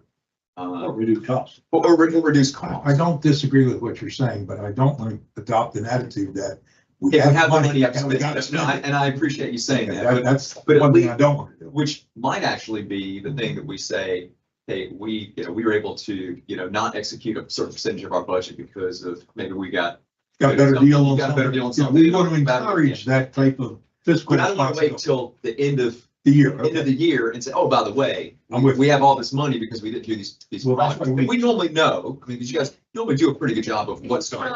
Help us when we're going to look at the budget stuff, if we kind of look and say, okay, we know we have this $300,000 allocated for this project. We know we're not going to finish it this fiscal year, so we're going to have to move it to next fiscal year. So then I can put it in with a caveat that we're going to use funds from the previous years. That way we're not assessing that $300,000, knowing that we're not going to finish the And project. we did, I mean, it was valuable in this budget season because we did have projects Yes. or things that we had allocated that didn't come to fruition that we could pull forward for like parks or different things. So it worked to our advantage this year. But I think there should be a formal, you know, maybe it's in a workshop or maybe you just do, hey, just as an FYI, this is where we're at. Sure. Well, So, we've learned that this is not fixed. It's No, very, it's very. not. And the one nice thing with the fact that we now have our procurement in the accounting software, where when Infomark was doing the books, we had our procurement and they had the accounting stuff. So it's all in one place, so I can look and see, okay, yeah, we have this project out there. We have X dollars that we've spent so far. This is how much the budget is. I have these X dollars already allocated towards it, knowing that we have this Yeah. coming up. It's like, when is it gonna hit this year? We do that internally monthly. Yeah. sure, yeah. I think when the financials are released, that's something I look through them as soon as Sonia sends them. And I have weekly meetings with all of the department heads. So, to Bob's point, you know, we're not spending money just to spend money, you know, we're being smart with the dollars. Well, the other point that we've gained a lot from recently is now when Laura identifies something that's encumbered. Okay, it was in the budget, we haven't spent it, but it's encumbered. To me, that's spent, Right. and we Well, need to see that. And actually, we want visibility to, you know, both ends of the finances. You can say at the end of the year, you get a 6% cost save in these areas for projects because we got to, you know, we're able to negotiate a great deal on materials or New value engineering. That's really what the board wants to hear. Yes, it's alternatives. Yeah, you know, it's good for us to have more confidence that you guys are managing on the back end and good project management and fiscal responsibility. But it's also a good story to tell to the residents too. Like, Stephen, anything else? Nope, that's all I have. It's got to go. Didn't see, didn't, well, No problem with that. Carol's poking me in the ribs over here. All right, thank you, Stephen. Thanks, Steve. Thanks. All right, we have Pat Hayes here to give you a brief update on the fire impact credits for Pelican Preserve, which there he is. There's man of the hour. Sounds good. Walk right in. Well, hasn't been terrific, our sales. We haven't made any. That's Oh, sorry, can you just state your name quick for the it's record? Pat Hayes, Thanks. excuse me. The amounts I think have come into play. Lee Health has just built a facility. This is just an example. You know, $70 million facility and a $50 million generator plant. And out of that, the total amount of fire credits was around 40,000, out of which with a 50% discount would have saved them 20,000. Now, I thought actually they were going to do the deal. Looked like they were going to do the deal, Well, when they got their permit issued that same day, they ran down there and pulled their permit and didn't call me, or we didn't do anything. I'd already sent them the W-9 for Gateway and sent them the, how to make the check out and done the whole thing. And I got an email back and said, hey, you know, every day we're late. I couldn't get this through my committee, and every day we're late was 60,000 we were losing. So, you know, that's been the problem, has been the amounts. Now, the good news, I guess, if there is good news, we've got a shot at some units coming up, some multifamily. And that's really where we're gonna have any kind of chance to do anything. It's $257 a door roughly for multifamily fire impact fee assessment. And I've got a 472 unit project right now that's been in for permitting. That's probably not going to get permitted by April 1st. But the county, now the city still has to concur with this, but I think they will because it's an interlocal agreement. County usually decides what's going on in Lee County. The permits, we can apply these credits. They can use the credits and pay for them as long as they're used before April 1st. So what that would mean is I could go back to some of these accounts that, because it's been taking 6-9 months, a year for permitting, like the Amazon facility. That's a long way. We won't even see that. But as soon as they make a calculation on what the impact fees are for the project, then I can take what we've got there and transfer the credits to that permit. They can use the credits right there. And the only risk they run is if they don't pull the permit, or if they change it dramatically where they have to issue another permit, then they lose, the credits will have expired at that time. So they have to pull the permit that the credits are used for. Now, the only, you know, there's other problems with the 472 units. It's at Stafford Place is what I'm going to call the project. There's 28 different permits. There's apartment buildings and there's parking garages and everything else. So some of them are ready probably today to do. And so if I can convince them at least to do the ones that are ready today, which I, you know, may be able to, if I can get, I've got to get the city to agree, Glennis Buck, I think she will. And then at that point, if they've got 5 of those 28 ready and they know they're going to stick to their guns, pull the permits and do exactly what's on paper, I think I'll be able to transfer some credits on that project. Another one, a couple of them in Fort Myers, one of them in the enterprise zone, I found out 2 weeks ago that isn't assessed any impact fees. And the other, I think we've got a good chance at, because last time I talked to the developer on that, we were speculating pretty much from the feedback we got from the city, they weren't going to allow us to use the credits prior to the permit being ready to issue. So that's the big thing right now that's going to maybe give us a few of it. If I was looking at a number right now, probably the best case scenario, the best case, if everybody pulled permits, paid their and bought credits from us, that I've dealt with probably $150,000 to $70,000 in credits, and 50% of that rolling in, which isn't, you know, anything grand, but at least it's something. So about 700,000 is just going to expire. The rest of it's just going to expire. I mean, I've actually gone in. I've had a meeting with the county attorney and with Audra and everybody else down there, and they're, you know, they basically, their position's been these things were extended and extended and extended, and they're not going to go any further on an extension. So, I mean, I think these things originated from like Westinghouse. You know, it's been that long. And I know when I sold the road credits here back in the 90s, that it was all, you know, they were there, but they weren't selling them then. Fire was $20 a house or something. Any questions? So yeah, is there anything I can do? I mean, if anything there is, I will. Come closer to April, maybe we'll invite you back and we'll see if we can get any movement. Well, just don't take me out and hang me on the tree, okay, when I come back, but I'll be. Not all the time, thank you. Believe me, I'm doing, I'm working on it. It's not like I'm not working on it. And if I even, Chuck Mayhew, I don't know if any of you know Chuck, he's in the real estate business. He's got the parcel down on Shoemaker and Colonial, and he's got about 1.5 million of road credits. And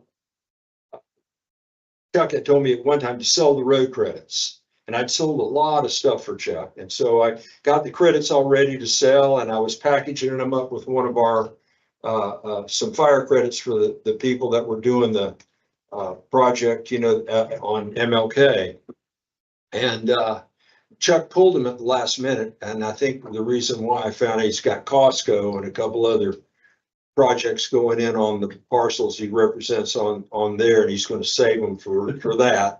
So that kind of was a setback with that too, from our standpoint it was. Well, appreciate the update. All right. Thank you. so much. Thank you all. Thank you. Yep. Item 11C, assessment methodology. Russ, you back up. Now we can make the motions.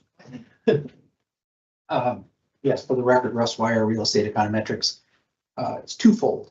Number one is my direction is to prepare the report based on the benefit assessments as presented, which we've gone through.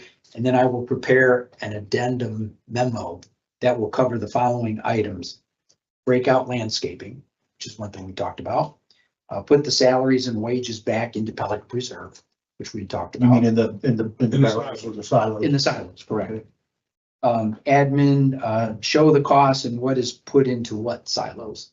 They were, that was asked actually earlier. I mean, so you all know, when I go through, you'll see an assessment, or you'll see administration budget. I'll show which line items go into roads or go into like roads and the Pelican Reserve security, all those kind of things. So you'll know what line items are going into those. And you can have all that by the February 5th meeting? Yeah. Is that what it is? 5th? Yeah. Okay. So, Oh, yeah, I only have 3 weeks and that's Two. 3 You're times. gonna give me a week of it. Oh, that's right. I only have 2 weeks. So And Mr. Chairman, for that's verification. 14 days times 24 hours. And for clarification, it won't just be a PowerPoint, it'll be the report, Draft it'll report. be the draft report. That's what the board needs to see, is the report. Yeah. And you can have PowerPoint for the draft report. okay, is there a motion to? Well, wait a minute. I still Not that. I didn't go through all the items on the addendum, the memo addendum. Fourth, determine the landscaping outside of the gate at Pelican Reserve and split between Gateway and Pelican Reserve, like we had talked about. Yep. And the fifth one is C5 and commercial to the Pelican Preserve roads, just to take a look at. Correct. So we got, those were the 5 things. Was there anything else? No, man, I think ultimately what I'm hearing from volunteers, they want to be able to see a summary comparison between the current methodology and the proposed methodology. Yeah. And So that we can make an intelligent choice. I don't know what you. I'd like to make a comment real quick. So what we've been discussing internally, working with Russ on this is specifically for the staffing, right? So you're trying to do old to new, but you can't because the old is 59, 14, 27. Yeah. So, Well, you can call Put it. the new numbers to it, that's all. well, that's what we have to gauge. And so I want to be Yeah, clear that it's in order- not. But in order to be fair, when you want, I think Pelican historically wants to see an apples to apples comparison. However, if you can't do that, because the methodology calculations or the environment changes, you just need to call out, there is no apples to apples comparison. Here's the amount, Yeah. here's the amount. Like, this is not, like, there's a variance here. And I think that's really important. Yeah. I agree. It's pretty healthy differential. Because the argument is, well, if it's the same as if the calculations are the same that we've always done it, why don't we just do it the way we always do it? But the calculations aren't the same. The numbers may, in some instances, be like directionally, along the same lines, but the calculations vary. And that's We have one methodology that we're looking at, and I'm just looking for an ultimate methodology.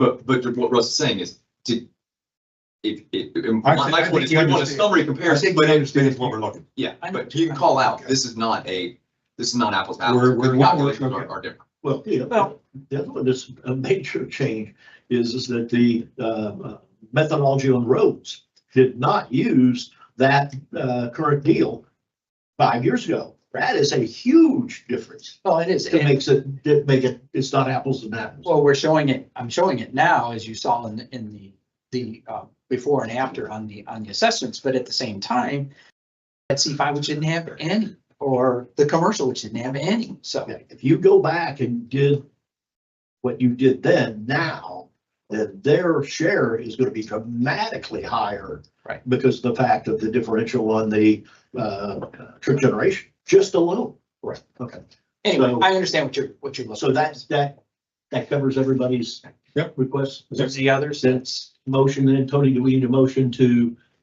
authorize Russ then to proceed on that basis Yeah, to, what do you say? We just gave him direction. do we need direction or do we Okay, need? so I think it's helpful to have a motion to, So- the board to be in concurrence. with- I so move.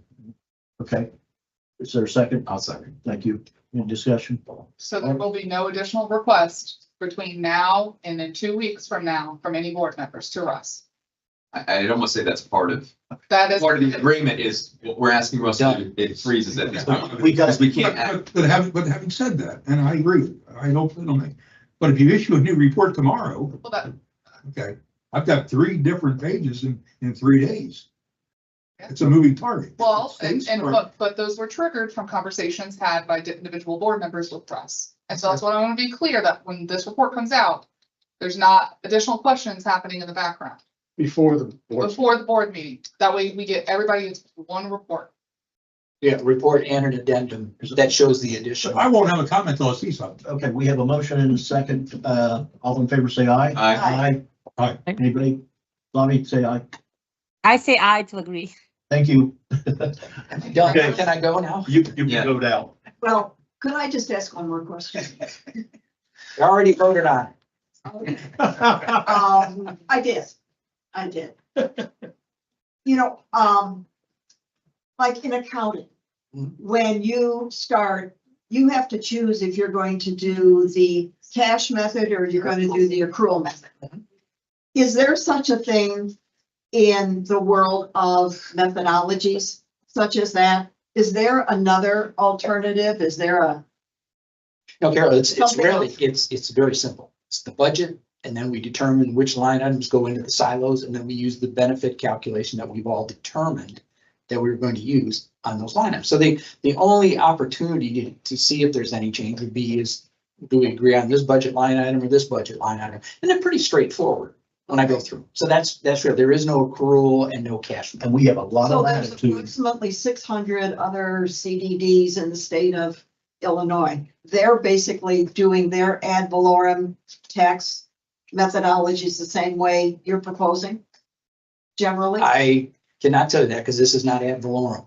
These are I'm sorry, these are they're ad assessment, valorem, non-ad. non-ad valorem. Because ad You're valorem right. is based on Big difference. Yeah, a huge difference.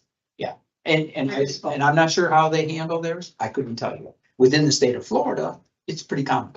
Well, we're given a lot of latitude and we took it at that last meeting on developing the benefit assessment. Correct, Lot of latitude. correct. But it's the board, finally, it's the board's decision. I mean, ultimately, I'm just making a recommendation. Well, if this was easy, we would have had a couple of people lining up to do the alternative method that we thought we were gonna get. Clearly, that's not the case. You Yes, got your, But it's fun. got your approval. Thank Thanks you. for asking. Thank you. Item 11D, Gateway Greens Association of Easement Rights. You have a letter in the, you take it? Okay. You take it. So we received a request from the president of Gateway Greens Association, Mr. Which is you. Which is Ed Tinkle. On behalf of the board of the Gateway Green. On behalf of the board of the Gateway Thank you, Greens Tony. Homeowners Association.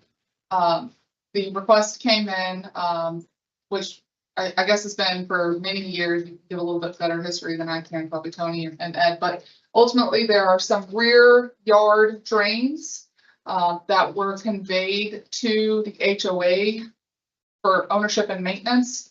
The request from the HOA, which I believe was approved by that board this morning, was to convey a handful of those rear yard drains to the district. When we did cleaning of that basin in air, we cleaned all of the pipes. So the pipes are clean, but the inlet boxes do need some repairs and maintenance. They need to be raised. So the request from the HOA is to convey those handful of rear yard drain inlets over to the district. And that, Tony, please. And also assign the easement rights held by the association to the district for maintenance and also ingress, egress, and I'm ready to sign that. for access to these facilities. And what I handed out today was, it didn't make the meeting, but this is in order to not have to have expenses, substantial expenses on, with regards to the survey. We can have an exhibit that indicates in cross hatching areas, and then we have I'll call it a narrative in the legal description of the various lots as to the extent and width of these easements. And that's sufficient to provide the requisite interest in the district. One thing I want to point out, Tony, is that in your board book, it shows roughly 50% of the ones being requested. There's two more segments. You mean the color graphics? Yeah, that only shows half of them. There should be another sheet to the south of that one. I brought a big aerial photo to show where they are, but that's neither here nor there. The issue is what Kelsey said is pretty well describes it. So I thought that they had been cleaned because I saw the guys out there, but I did not know if they did anything else. So Tony, can you just simplify this? What is the value to the district and why would we do this? Again, the asserted value to the district would then have control and operational responsibility for part of call it a secondary drainage system that goes into the district's backbone system that helps protect the properties in this particular neighborhood. And staff, what's staff recommendation on this? So typically, like what we do with Lennar is that we recommend that it is provided to us in clean and repaired condition.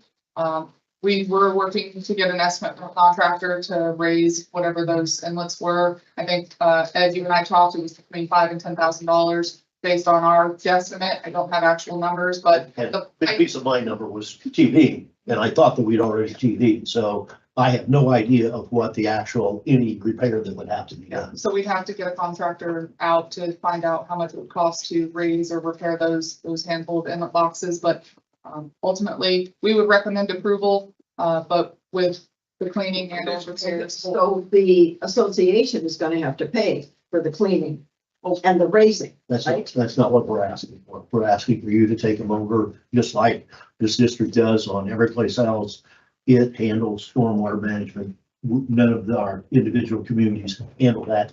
Our particular community doesn't even have it in the covenants. So the HOA is requesting that the district take it as is. As is. Is the argument Staff that is saying we wanna take it in proper condition. We got is the argument from your position, Ed, is it should be conveyed to the district in the beginning? Should have never been conveyed to the HOA? It would have been conveyed to the district in the beginning if No, we used to have. the blanket glance that WCI hadn't pulled one over. Of course, they were running the district, they were running the community. They sold. But it's an issue now because there's repairs. It's an issue now because they didn't do their job 30 years ago. And you guys don't have the money to. I will, We don't have a budget. I will support this if we get them. When at the point in time to transfer, I want certification that there's no repairs and 100% clean. Say it again. I will support this if, as presented to the board, they're 100% clean and that there's no repairs or damage. Well, I think that's what Kelsey's saying. No, but I'm saying the homeowners or whoever that HOA gets it to that point and then gives it to it, and then we take it from then on. Well, that's why I'm saying the proposal of the association is as it is. I don't blame them. I'm saying, no, you get it all up to stuff, we'll take it. So, okay, I understand. So So anyway, Tony, that's, on this one, does Ed have to recuse himself? Yeah, I don't believe so because again, he's a member of the association. It doesn't adhere to a special benefit or gain. The association is the entity. He's president of the association. He's getting, it's no compensation to the president. They're not employed by. He gets as much as we give him. And if you get it all cleaned up and whatever, why don't you just keep it? Because we don't have that in our deal to do it. We're not in the storm sewer business. It's not even in our covenants at all. We don't have anything. Staff recommends Carol to take it, but like what we do with, at least since I've been here, I can't speak to previous times with what happened with Hampton Park, but I would suggest that you take it in good condition. And I agree with I'm gonna make a comment.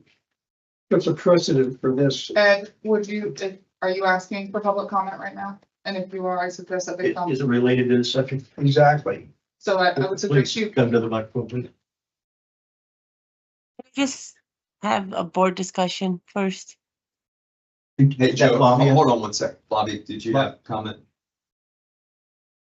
Flavia, No, I did you wasn't have a question? I wasn't necessarily sure what a resident could opine on this. This is a board, decision. I think I'm in line with fix it and then we'll take over, just like how we did it with other things. She's saying that if everything is fixed and repaired and then we take it over, Yeah. she's in line with that. Okay. Which is exactly where I You am. have something along the line of. Exactly, there's a precedent for this. When the roads were turned over from the, of Joe Schofield, Marina Pelican Preserve, when the roads were taken over by the CDD for the, I can't remember the name of the HOA, the back end of Pelican Preserve, Prado, we made them fix those roads up. They spent $100,000 or $200,000 doing it before. Oh, that was we accepted. Plaza. Yeah. Okay. Yeah. Plaza, they had to get the roads in 100% good shape before we took them. A little bit different. Roads are part of the covenants of the community. Storm sewers are not. That's the difference. Okay, I just That's know why that I we make made that them difference. fix everything before we would take it. Okay. Well, I don't know where we go. I'll make a motion, we accept them. If they're brought up to no repairs and they've all been cleaned. Then we take it as. And that motion would include, from a technical perspective, with that caveat and that condition precedent, that would precede, how do you want to pronounce it?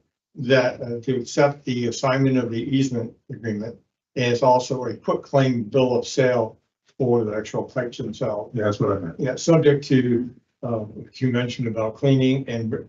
And no repair. And I was thinking for discussion, are we very clear on what they would need to do to bring them up to the minimum standard for us to accept? Yeah, we would have Tetra Tech involved just for review, the plans that were approved and designed, and then just making sure that they meet that. The pipes were cleaned, we cleaned those already, so it's really just, it's those inlet boxes that need to be raised.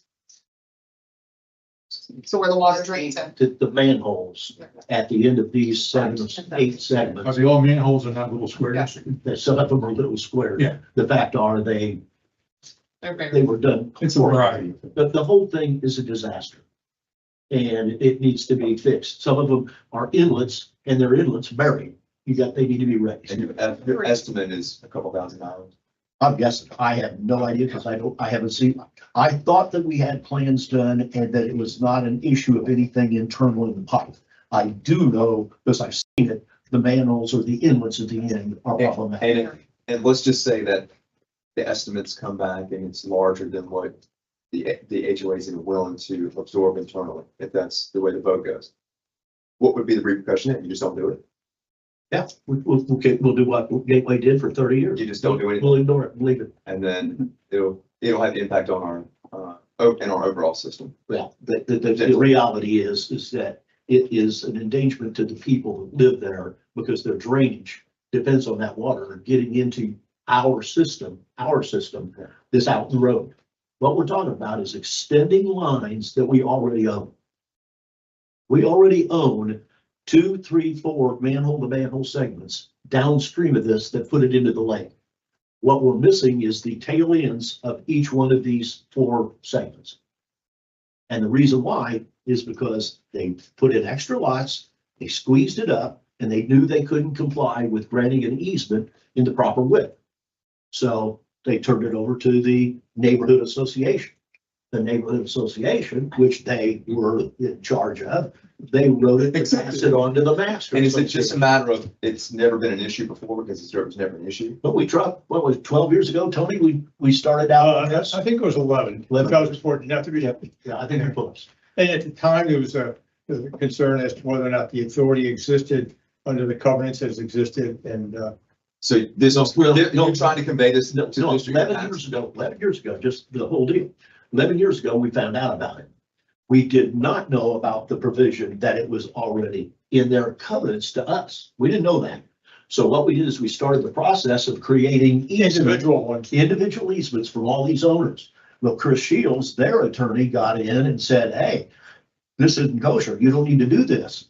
It's not theirs to give away. They've already given it away via the covenants that says there's an easement around every one of those lots. And again, it's not an issue until now there's a cost involved and. We just want to get. And you just want to get rid of it. We just want to get rid of it. Well, I think what ultimately was going to end up having to happen, like, I mean, I kind of agree that in order for anything to be conveyed to the district, it needs to be in good shape. That's a precedent.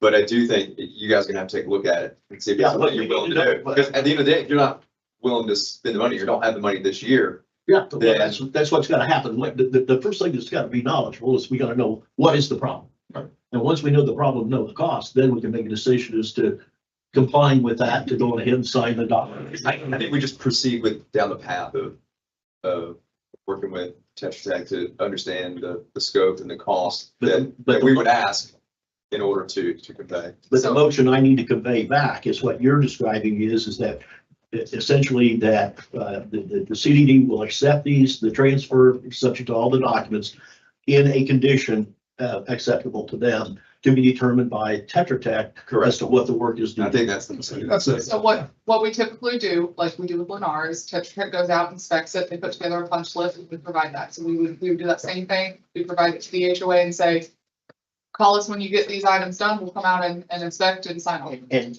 any of this work, we can go to a handyman and essentially do the work. I mean, we're talking 2 feet, 3 feet. This is exactly what Copeland does. This is their niche. But we've got a guy that does the same thing, but we probably go out and get prices. So, okay. Okay. Is somebody want to make that motion? Well, I second it. You can call the I vote. think we've had the discussion, call the vote. All in favor, say aye. Aye. Opposed? Aye. and for the The reason record, I do that is simply because if for the record, I carry have, the banner for it as is. Okay. and for the record, I have the signed resolution from the association. We give it to Chelsea for the record to show that. Okay, thank That's you, the Tony. board of directors wants. Okay. Question. Item E, levy award consideration, pond maintenance services for, Greater Gateway. Which one is this? Is the pond maintenance services for Gateway. Oh, that's right, maintenance fee. Okay. So we have a selection advisory committee convene and review the RFP that went out. And their recommendation is to award to Cross Creek Environmental and a not to exceed amount of $199,840.91 for pond maintenance services. Was there any reason why they took the not low bidder? The $20,000 cheaper one. From what I understand, the selection committee discussed was the concern of the staffing from that tower. This didn't really see a lot of experience with maintenance of ponds. And Cross Creek has a lot of pond maintenance, and I mean maintenance in like a annual maintenance, not a restoration. And we have them currently. Correct. Who do we have currently Cross Creek? Yes. So is there a motion to accept the staff's recommendation? I hate to go against the committee's recommendation, but on the other hand, $20,000, a lot of money. Well, we have, the Met Tower is a pretty reputable firm here. Maybe this is their foray into providing a new, less expensive service. Have we had any additional cost expenditures outside of our set contract with? Other than the one-off that happens if we have a fire up by Daniel's. Did we spend any in last fiscal year? Were there any additional expenses? Not for things that they were contracted to do, no. I mean, it would just be like any other vendor with the extra. I sat in on the SAC meeting. I was not part of the SAC, but I ran the meeting because Randy was out. They also had some concerns with the amount of staff that Met Tower had, and they were concerned that Met Tower would not be able to complete the ponds, to touch every pond in conservation area every month due to the size of their staff, or they had confidence that Cross Creek had sufficient staffing and licensing to be able to handle it. Here's the question. And I would imagine this is part of the decision, but, you know, has Cross Creek delivered exceptional service in adherence to their contract? For, was it 1 year or 2 years? They've been for probably 4 at least. We went to them after, a drought, the one that closed up overnight, the outlet in the door was changed. We've been with Cross Creek ever since. The biggest thing that I feel like we've had of this past year is the maintaining of littorals. And so what are the? I think you used the word exceptional. I'm sorry, meeting expectations. Well, I was gonna say, I totally disagree with, Cross Creek being exceptional. They have a lot of faults. Driving in people's yards, tearing up yards, just not using common sense in doing their job. So I have that problem, but I don't know that anybody else. Is any better or any different? I'm sorry. Or is anybody else any better or any different? That's Laura, I have a question for you. Why did they specifically say which are not maintained by the Pelican Reserve ponds? Because you guys have your own contractor. I know, that's the only reason that was in there. Yes. So these are for all the ponds except for the ones that your vendor is already taking care of. Who do we have? I don't have any idea. Solitude So and that's, Superior. You guys have 2 over there. I mean, I would like to get to a point You're where just not on here. Your vendor's not on this list. I would like to get to a point with the amount of money that we've spent on ponds restoration, that we can find a vendor that does provide exceptional services. That, you know, we don't have to follow up with reminders of what our littoral maintenance, depth is, or things of that nature. And if it takes shopping around to do that, To that end, Doug, in Pelican, there are 2 different providers. One half is with one company, the other half with the other, and that was done intentionally to keep a spirit of competition. And if one of them slips, they'll lose the other half. So we do have 2 different people doing it. I think my point is, are we willing to spend 20,000 more for what could be defined as the same service? And I'm joking. And are we expected to get anything different? Like if I'm paying $20,000 more for the company that we're using today, I expect them to perform higher than another company that's coming in 20,000 less. Now, we might learn a lesson if we go a different direction, that maybe they don't have the manpower, but we don't know that. We're making assumptions. you're talking about Mentor. I was gonna say, we have representatives of Cross Creek here. If somebody wants to ask a question. I think we have provisions written into the contracts not due for non-performance where they're a lot more strict than they were in the past. So that's part of what Chelsea and Randy and Tony have been working on, is to make sure that there's repercussions for failure to perform. Well, they're all 30-day for that, right? 30-day notice. I know our They can go up to 10, yeah. But I know, I mean, yes, we've had issues with Cross Creek with some of the things, but I will say that I know if Elle calls and we have something that needs to get taken care of, they come and take care of it. So it's not like she waits and has to repeatedly ask for it to be taken care I of. know that we do reviews, Mhm. so Elle monitors, and I don't know if she has a scorecard or whatever. Are you the representative from Cross Creek? Yeah. Sure. If you want. We're actually working on getting. Oh, there's George. They're putting together a pond inspection checklist basically right now. So George, if you want to step up and just identify yourself. And I'll just- Yeah, George Bowling with Cross Creek Environmental. Yeah, so here's my point, and I'm not close to it, so I can't really say what the quality of the work is. I do know that the amount of money, like I stated earlier, the amount of money that we've spent on restoration. Yes. And residents that sit on these lakes are very aware of what happens to them. We hear about it if there's tire tracks or things become over. This is monthly maintenance, not restoration. No. But what we've spent so much in restoration, Right. monthly maintenance Okay. is something we have to do in order, for us to continue the quality. So what I would ask is, a commitment for this next year is, I want us to be sitting at this table and say, it's a no-brainer that we need to renew this contract because of the exceptional service. I mean, the fact that we can't say that today, it's not a red flag for me, but that should be the level of service that we need. And I don't expect you to guarantee that, but that's the bar that I think we set when it comes to pond maintenance. We need you to be exceptional. You can't just meet expectations in today's environment. Does that make sense? Yes, and we understand that. And I mean, we have, like they said, they do monthly sweeps and reviews of each of the ponds. Elle and our managers do that every month. Any issues that are out there, we immediately address. And, you know, and that includes even allergens, specification, drill, and what have you. And I mean, the way that they did this bid, you know, they had qualifications. Well, the price was only 8% of the qualifications. Okay, so everything else was based on what our experience is, what our property sizes that we also take care of, like the villages up in North Florida, like Isles Collier down south. We have huge properties that we take care of. And we have a lot of experienced personnel. We have lots of equipment. I mean, and I've been managing Gateway Lakes for 12 years. Okay, I've been with this company for 3. You've been with me for 3. I was here with Aquagenics for 8 years before that, or 9 years. I was the manager. I Okay, think it's, and that was part of the reason why we went. well, Because your historical knowledge and. yes. Chelsea, really quick, what was the, did this contract increase? No, it's, I haven't highlighted you. Yes. The contract was $200,458, so roughly. Okay, so you've it come all in roughly. less than what you did last. Yes, and I did want to remind you that 3 years we didn't, we had no increase, and I actually decreased it slightly for this contract. So we haven't had any increases in your cost. You do have Met Tower here if you'd like to invite them on. They want to talk. Yeah, the only experience that the Pelicans had with Met Tower on lake maintenance, we had them on one pond when we were doing chemical.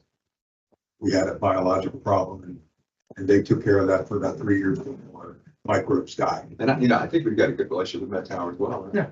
I'm sorry. We've got a good relationship with Met Tower as well. Yeah. Other. They're doing.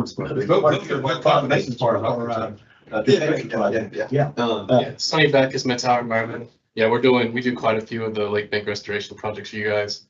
And we've done work over in Pelican as well for them. At the meeting, one of the issue that they had when they were talking about the questions they had about our staffing was in the bid proposal, we had said we'd be here for about, I think it was 3 or 4 months, days a month. But that was with multiple techs that would be there. And that was something that they asked about and we discussed it and told them, you know, staffing isn't an issue, it's just the way that it got written up for the proposal. Yeah, okay, all right, I don't think I have anything, the only thing I would say is, you know, part of what my philosophy is, if you meet expectations, I have no problem with renewing that contract or rewarding, just I'm sure if you know, Met Tower was doing work on a pond, if they do the work, we would absolutely reward them, you know, with the ability to bid on other projects. So I don't have any problem going with staff's recommendation. Somebody want to make a motion? I move to award the contract to the tower for $178,379.10, the low bidder. I will second it. Any other discussion? Oh, no, that's somebody wants to talk. All in favor, say aye. Aye. Aye. Aye. All opposed? Aye. Look it up. Next item, 11F, Timber Ridge Association request to waive connection fee. So, this item, I apologize, at the last meeting, I failed to bring it up. Bob did show up at the meeting and, didn't mention it at the end, but we wanted to bring it back as a formal agenda item. So the HOA has requested the waiver of that connection fee. You know, going back and looking at aerial photography, it's hard to tell, but I did notice a control box that was put in almost immediately after the development was installed. We have never received a connection fee that is technically considered an illegal tap, but there's been no measurement or payment for the water usage. And even since we first found out about this over a month ago, we're still waiting on information from the HOA in order to figure out what size meter they want. That way we can put it in. In the meantime, the water's still been running. So I need resolution from this board on if you'd like to waive their connection fee request, and how you would like to proceed. I would. Mr. Chairman, may just quickly also clarify the record. Westinghouse WSI was never the district's contractor. They were developed. Yes. I know a statement was made by a resident that that was our contractor. No. Westinghouse was not the district contractor. Obviously, somebody dropped the ball, that it wasn't those people. My deal would be, is I'd make a motion that they pay for the cost of the meter box and that type of stuff, but I would waive the connection fees. Why? Because I think they got screwed by the developer. They got my thing is they got free water for 20 years. So I mean, That's right. That's a pretty good benefit. you know, but you know, we it's very easy to say, you know, what they did and what we didn't. And I mean, I'm very careful with the words I use. Words fraudulent, malicious, items like that. I wanted to really stay away from it. I'm looking at, you know, Gateway residents. They had water. It's unfortunate that it happened, but they had free water for 20 years. And we're looking at a connection fee. If they want to make payments for this connection fee, because it was not a budget item, I'm willing to do that. But at this point, I wouldn't be opposed to waiving the fee. I think that we didn't do our job for 20 years. We should have known this. We should have known That this. doesn't diminish the benefit that they got in. I mean, I'm with you. I stand by what I said. They pay for the meter, they pay for the setter and all that, but I would go along with waiving the connection fee. If they paid the original rate for the connection fee It'd be higher. back when, what was it, been more? It'd be higher. It was more, Really? yes. Yeah, I think Leslie provided a calculation. It's an attachment to this document as to what she calculated. That would be the fee. 2025 be $9,260.27 based upon 2003 schedule of 14,401.73. So they get it for calculation. So they're saving 5,000 just based on this, and they got 20 years of free water. It's those other fees that if you look on there that, and ever since I've been in Gateway, I've had questions about whoever the moron was that put together that fee schedule. You couldn't even understand what it meant and what we were billing people for. So I think that's an apples and oranges comparison right there. It might be one of those items like facility connection fee, 86.75 versus 92.60. I might buy that, but those other fees are a joke. They make no sense. If you read the original deal. Well, the meter related cost, Yeah. Well, typically connection fees are for net new, right? I mean, in most environments. Yes. I mean, the fact that we, size, yeah. you know, we've missed this Anyway, for a long time. I'll make that motion. I think it's just, let's right the ship. And if they're paying for the meter, right? What are we asking them to pay for? Or what are they agreeing to pay for? I guess part of the question for clarification, there's a motion, but there's no second, even though there's been some discussion. Is the meter related cost is the same, and what does that cost consist of, Chelsea, do you know? The cost of the actual meter itself. And labor and installation? Yeah. Yeah, let's just shorten that. 1960-27 and forgo the 7,300. That one. Is that what you're saying?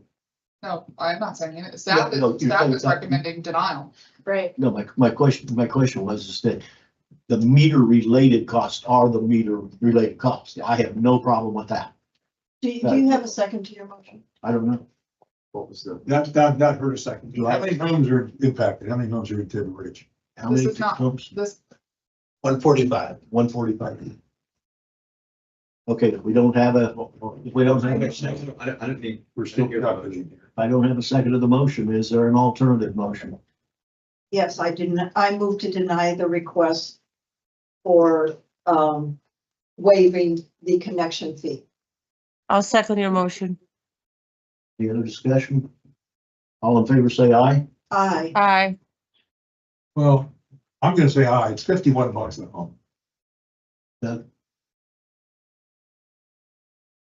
51 I'll cents. say you. I'm nay. Nay, and I'm nay. Okay. 3-2, the motion was approved. Okay.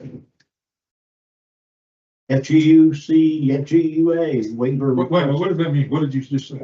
That means if we just voted to deny their request away. Okay, Yeah. thank you. the next item is another waiver request. This is from FGUA as part of the interlocal agreement. Their request is to waive the meter deposit Can you go to that item? And, no, that's. So FGUAs, they provided a letter, their main point, it's $2,500, it's a waiver, it's typically a meter waiver. Their point is this is a bi-directional connection, and so basically if we charge the meter deposit, if it ever happens that water comes the opposite direction, they would most likely charge us with a meter deposit. The agreement doesn't provide for us to pay their fees. The agreement provides for them to pay our fees.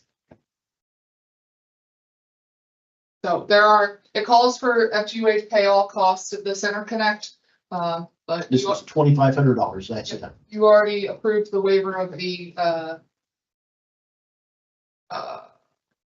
connection fees earlier in the year for this project. So they're asking for a waiver of the deposit. I move to reject the request to waive the deposit. I'll second that. We have 2 seconds. Okay. Any other questions, discussion? All in favor of denying the waiver, say aye. Aye. Aye. Opposed? 5-0. If that made the Timber Ridge people feel any better or not. Item H, easement use agreement request to Barrio. Here we go. This item, you asked, I believe Carol requested at the last meeting when this item came in front of you to send it back to the ponds subcommittee. The ponds subcommittee recommended allowing the easement encroachment. I believe PPAC, did PPAC as well? Yes. So recommend approving the encroachment. So now it is back in your queue. Both of them recommended denying. It was not, no, No, approval, they But recommended approval of yes, the but encroachment. PPEX was not unanimous.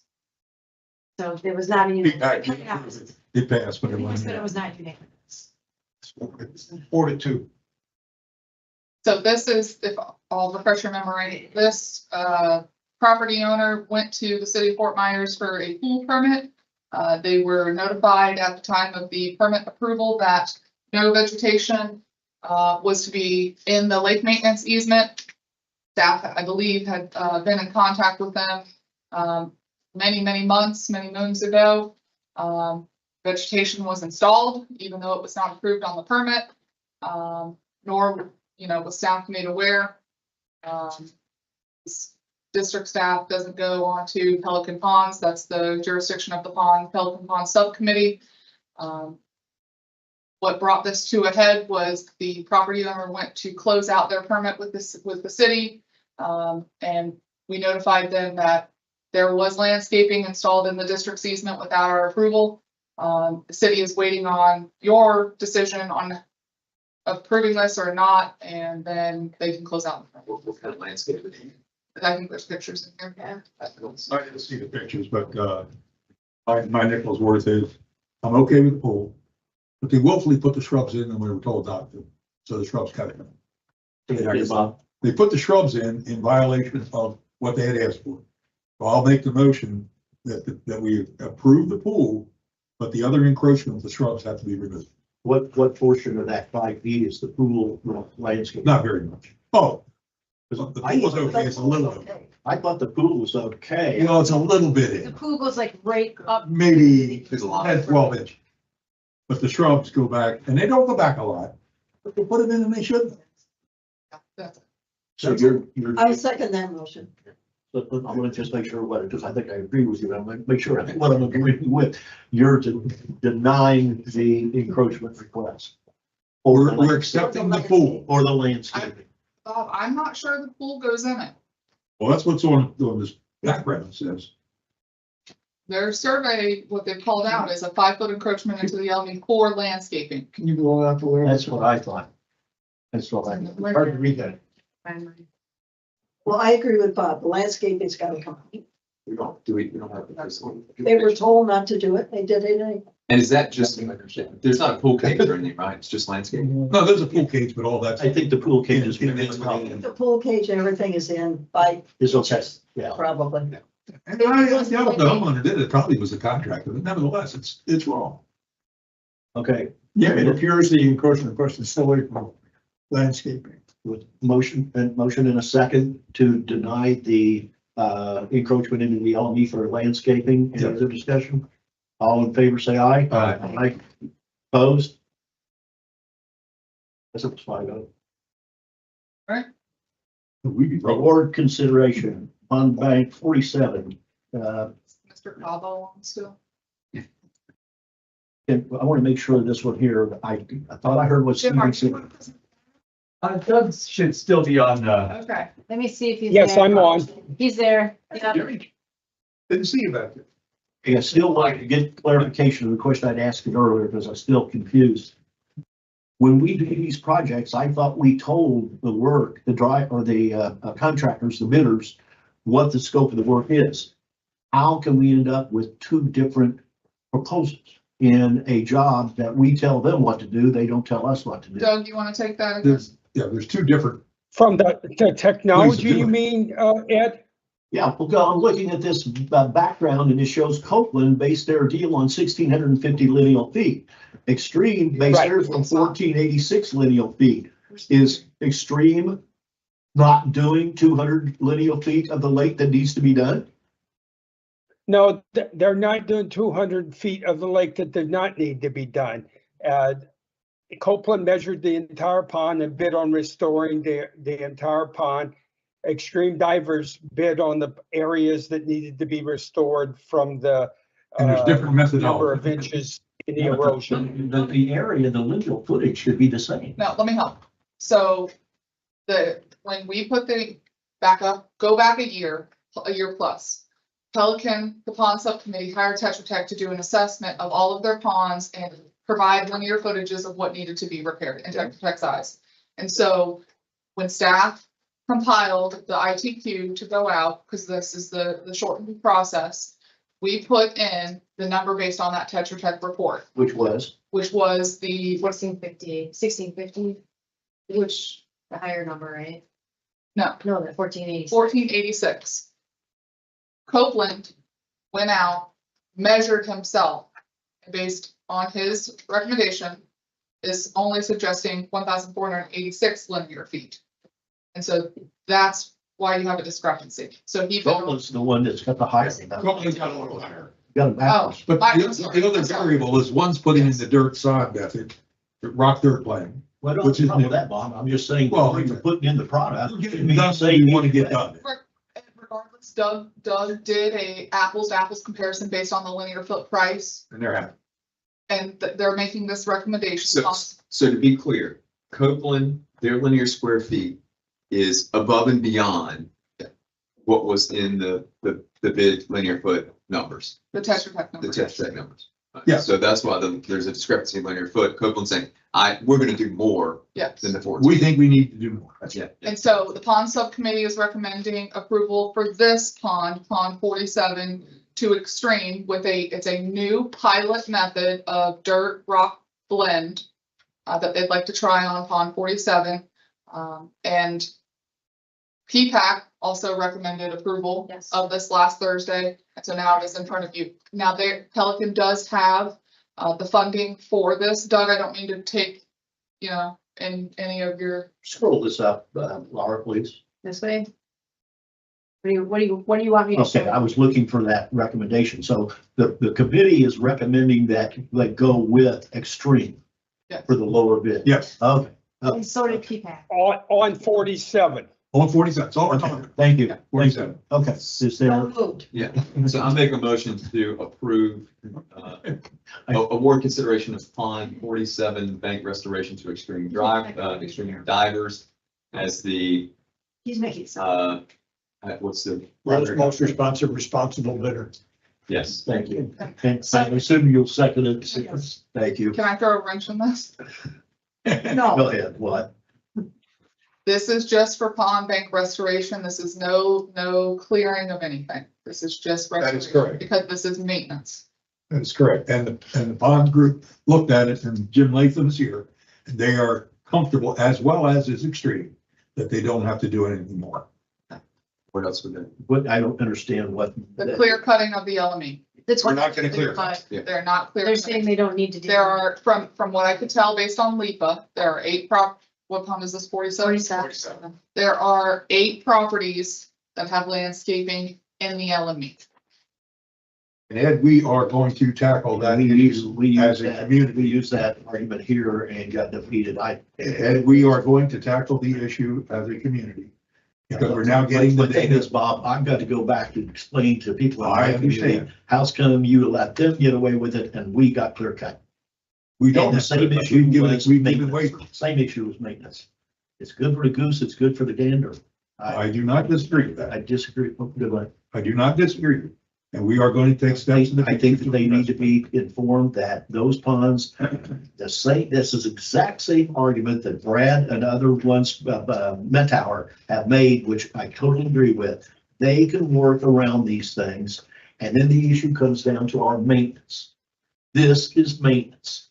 If it's good for maintenance here, it's good for maintenance there, it's clear cut. it. Can I give you one example? I think I we, don't know if you want. I think we have to go through the standard, which is clear cut has to be in scope, and then there are waiver options for those individuals. And we will hear them on a one-on-one. Yes. Which is well, we have to do that. We Even have to with do it. 109, as we talked about 109 and had 8 or 9 trees, and we said, okay, the Royals can stay and the others can't. We gave This those, was along the we same. gave those other people an option. If they want to come in for an encroachment for each of these 8, I think there were, I counted 12, so. Right. It's, But I think what Chelsea's trying to say is, There is no cost accounted for in this bid. Correct. it's not. On clear cutting. For removal, that's right. and then I would suggest that those owners needs to come in and file the paperwork for an encroachment for their. That's, it's their thing. And I disagree with that, but that's a separate issue from this. I understand. Okay. But the contractor's the contractor. Right. And he's not getting in the middle of a policy. We didn't allow him before, so why should he be in there now? And I don't think they want in the middle on this one. I totally agree with the motion to, award to 47 to them, but on a separate issue, these owners need to be I agree with notified that they have to So, come in. so you're enforcing clear. We are enforcing clear cut, yeah. Yeah. We're Okay, so- standing. Until we get this issue, Did you? until we John get this made the issue. motion. I second. I Second, missed it. so We need to call the vote. Wait. We are not enforcing clear cut on this. We are. We have to. That's our policy. we are. They can file And the then, waiver. and then. the Okay, so now they That can, is well, not- this is in the contract, now they follow. It's not the Yeah, exactly. Yeah, that's not part of it. That's not Okay. part No, let's do the Yes, motion. I agree. Let's separate. Let's do the motion. Okay. Motion was made to go with extreme divers on this pond 47. Have a motion and a second. All in favor, say aye. Aye. Now, if someone wants to make another Yeah. motion. It should be a motion. We She didn't- follow the Just existing. follow, we just follow the deal and staff notifies, send out a letter to each of the owners that are there that are in violation, that they need to come in and file an Well- encroachment easement. I'm gonna take this, I learned something in the Army the hard way. You don't like a rule, enforce it. Hold on. So as part of what you just approved for Brad, there is surveying. So he will need to go out and he'll have to survey what we talked about, the 20-foot LME. And then from that point, we can contact those property owners. Now, the removal of that landscaping is not in Brad's contract, that is in front of you. So that's not saying the pond subcommittee could work with the landscape subcommittee and have Ameriscape or whomever remove the landscaping. I just want to be clear that I understand. It's not what we just voted. It's a requirement, but it's not for the cost that you vote. Yeah, so when I suggested that we do the notice to proceed, the notice to proceed limited solely to the surveying scope. Yes. To identify, so they don't proceed in any other scope of the work. Well, if the owner comes in and files because they don't want it to be clear cut, and they want to file the encroachment, file the $500 fee and all that, then it'll come to us for consideration. Okay, I can't believe I'm gonna say this, but I'm gonna say it anyway. Do I need to set back? Pond 47. The owner's property is 5 foot into the pond, in some cases, 5, 6 foot. the landscape. The Landscaping is 5 foot. No, No, okay. You mean the owner's lot is, there's been significant erosion here. Okay. This is similar to Yeah. something we talked about earlier. At this time, we have no intention of doing anything with that other than restoring a 4-to-1. Yeah. This does not call for refurbishing. Yeah, We may do that in the future. But that's a call you guys make. Okay, and I just want to make sure that we're all aware of it. I don't want that to be anything other than right in front of all of us. Okay. Okay, Okay. Then, still good with what we got. then I'll change my motion. I make the motion to take, and after the contractor has established those lines of what the deal is, then you go to the communities or to the owners that are encroaching and notify them that they've got. Well, no, that's standard process anyway. It's standard process. Well, So I don't think you need to amend your motion. That's direction. Upon Okay, we can do that. But we will work with Yeah. them with. That's how we do it here on our Yeah, lines. yeah, that's standard. You know, we don't have a subcommittee, we just do it. Yeah, one of my problems is if we go out in the water to find the thing, we may have 20 feet in the trees beyond it. Okay, gotcha. But because of what's there, the tree's in it. I mean, Well, yes, and that was kind of my argument earlier is if you're looking for your mark and your mark is now underwater, We've got some marks underwater. then 5 feet There's a lot. could be the difference between you're You're in and you're you're in the out. easement or you're out. So That's my point. yeah, I'm with you. that's why there is some special consideration in some of these areas. So let's move on to the next one. 48, that was easy. Let's go to 48. Let's go to 48. Now, same comment, Same issues. same comment, there's 11 properties based on LIPA, which Bob, I would love to show you LIPA at some point, in Jim too, I would love to show Jim LIPA and the Please. easement document, the easement lines. But there, from my gauging off of that, there are 11 properties that potentially have landscaping. I had similar. So we follow standard operating procedures. Yep. We approve the recommendation, and then as part of the process, we So- survey and we notify. This pond is for Copeland and it's for coconut mesh, which is the standard for Pelican. They do have to transfer some money in from their reserves, so that'll have to be, also approved, and that was, again. That's an EPAC decision. Well, these were all recommended from ponds and from PPAC, but just letting you know that Who they're who are they recommending? Copeland, Southern. So they're going with the Well, $650. $650. It's nothing. All right.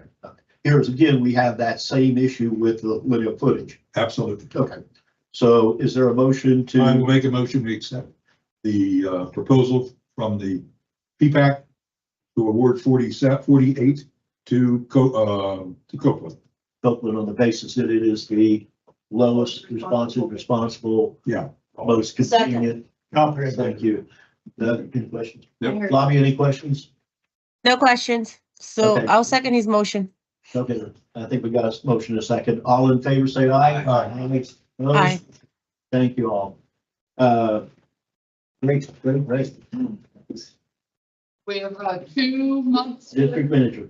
2 months worth of monthly reports, and before I go into that, It was just last week, that's why we did. okay, I feel that under local achievements and recognitions, as part of revamping all of the job descriptions, this year, one of the things for most of our administrative staff is to go to the Florida Association of Special Districts, FASD, where I got my certified district manager and so did Laura.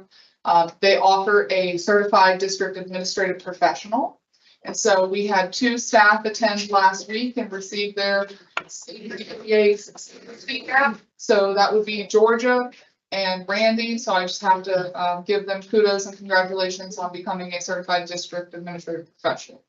And with that, we'll turn it over to Laura. How long was that? 2-3 days? 3 days. 3 days. Just Orlando. No, it was actually right there. By Sandoval. It was right by Sandoval. All right. Any questions for me? Just November and December reports, since you guys took December off. How do you feel the LCSO was still getting? Just started back up. Yeah, they just started back up in November. We have the same person doing patrols each time, which is great. She gives fantastic reports, as I'm sure if you could see in here. She's there twice a week. She even stopped in to introduce herself. I got to meet her finally, which was nice because we actually requested to have her because she's so thorough with what she reports on, including her community when she goes into each of the individual communities. Campo? Yes. That's who does, that's in our community. Yes, yep, and she gives us great reports. I don't know if this is by design or if it just happened to be someone on duty that had a kid out here, but someone parked their vehicle with their lights on. It was LCSO, I think, or it could have been Jack. Sure, I don't know. I can't remember. But parked on right in front of the no parking on the right-hand side of the fields with their lights on. No one would even come close to parking on that side. It was a beautiful thing. It was like one car waiting. She went 2 warnings last night. She so. So I don't know if that was by design, but it was Tell her it the worked. most brilliant thing that I've seen. Because it had started getting back at the beginning of seasons. They always, if there's not road, Learning. they will push the envelope. And so I've seen people start parking again. Whoever it was sat there and had their lights on, and it was like, everyone was well behaved. Noted. We let it go. It wasn't a patrol car with nobody inside of it, one of those scarecrows. Which would have been fine. I mean, but anyway, I did notice. Anything else? Okay, the only question- those will have blue and red lights, understood, got The it. only question I had for you, Laura, is RFP 25-06 BW, Which report? No, I mean, which month? January 16th report. December? Says January 16th. I'm looking at. They're your all note. dated January 16th. It's the November or December report. November or December? Under RE at the top with the set. That's probably here to say November or December. Yeah, here. It says January, I know, they don't like. December. December. Okay, thank you. December. Couldn't read that, all right. We talked about the 2506 BW. Are we still on track that we're gonna open, that comes to the board February 20th? And this is basically the landscaping and irrigation maintenance contract. Yeah, they had their selection advisory committee. Next week. So we're still, it hasn't been worked yet. We don't have a recommendation No. yet, but it's coming. Yes. The landscape subcommittee has the selection committee next week, and then right behind it, they have their regular meeting to make the recommendation. Yes.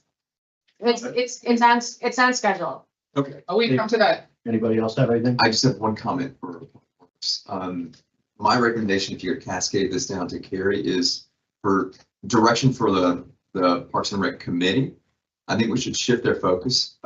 Before it was validating what amenities we need and what might we have in the parks. I think we shift that now that we have approved, at least phase 1 of the parks. I think we should shift their focus to more vision planning for programs and events moving forward. So now we should do 2 things. One, start to plan when we do get these amenities, how can we create programs and events? But overall, knowing the inventory that we have, You want to stay where you are? knowing that, the amenities that we have today, how do we enhance usage? How do we enhance demographics that use them? And more importantly, if we could do an audit of kind of Gateway versus our community facility. So a great example is Stony Brook. We used to have a great softball inter-community league.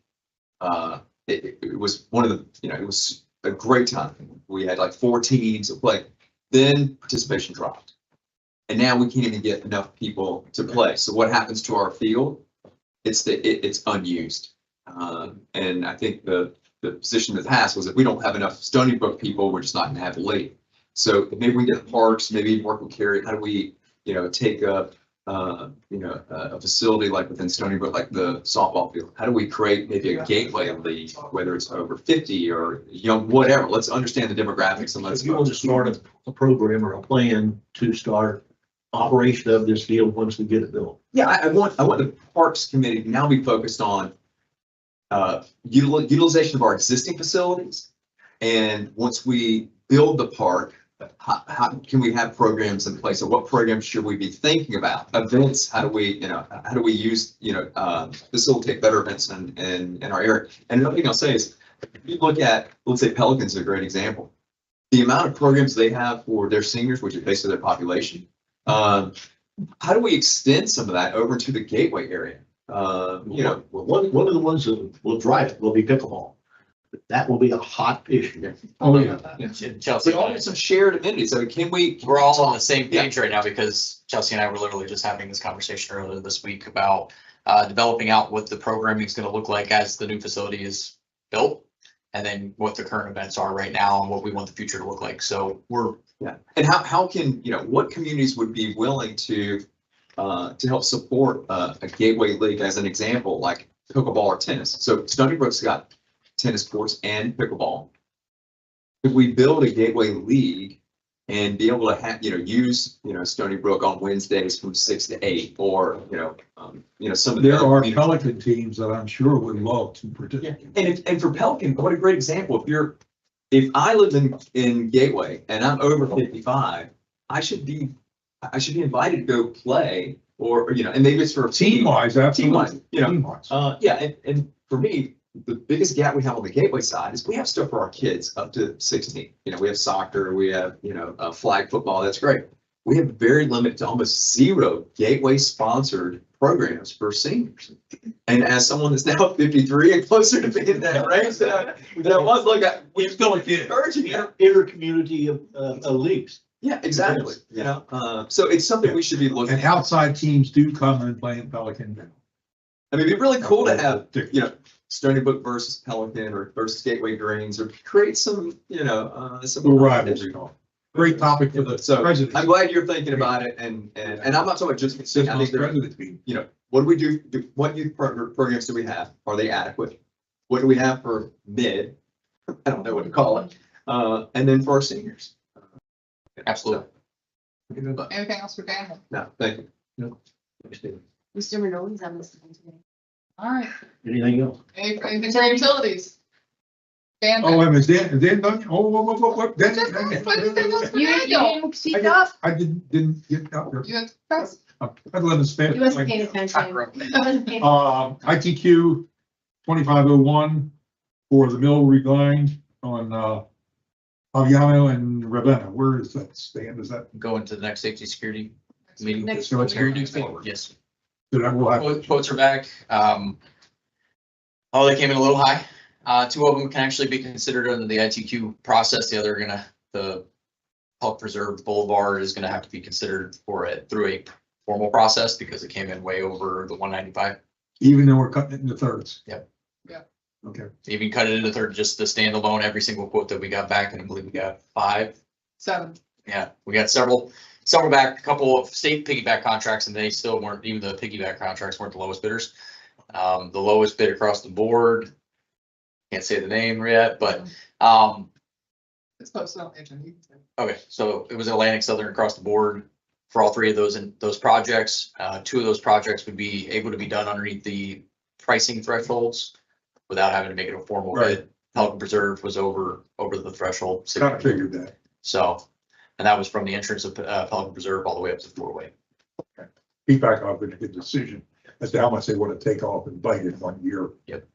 Knowing full well that the total cost is going to be over $1 million. Do you have anything else, Ron? Nope. Looks like the FPL lighting project is moving right along. Yeah, they're about 70% done. They're on Gateway right now, working their way down the rest of the way, as much as Mr. Pinko let them. Have we ever seen an analysis of whether we're saving money with this or not? Somebody They failed did to that do at their the very job. beginning. Okay. Ask Chelsea, she can resurrect it and get the. I would like to. That's fine. see if we- if we have the justification. The last email I sent. Okay. Got it. Bam. Okay, anything else? Thank you. Who else you got? Anything for utilities? That's awesome. That's a hard question. Where we keep asking about the Stony Brook, the lift station. Any updates there? Smell. The consultant we hired, he came out on December 30th to do a site visit and collect some gas samples for analysis. He's, as far as I'm aware of, collected all the data that he needs, and he's working on the draft report. We're anticipating that sometime in mid-February. I think that's what was reported on the last video. Okay, awesome. Okay, anybody have anything else?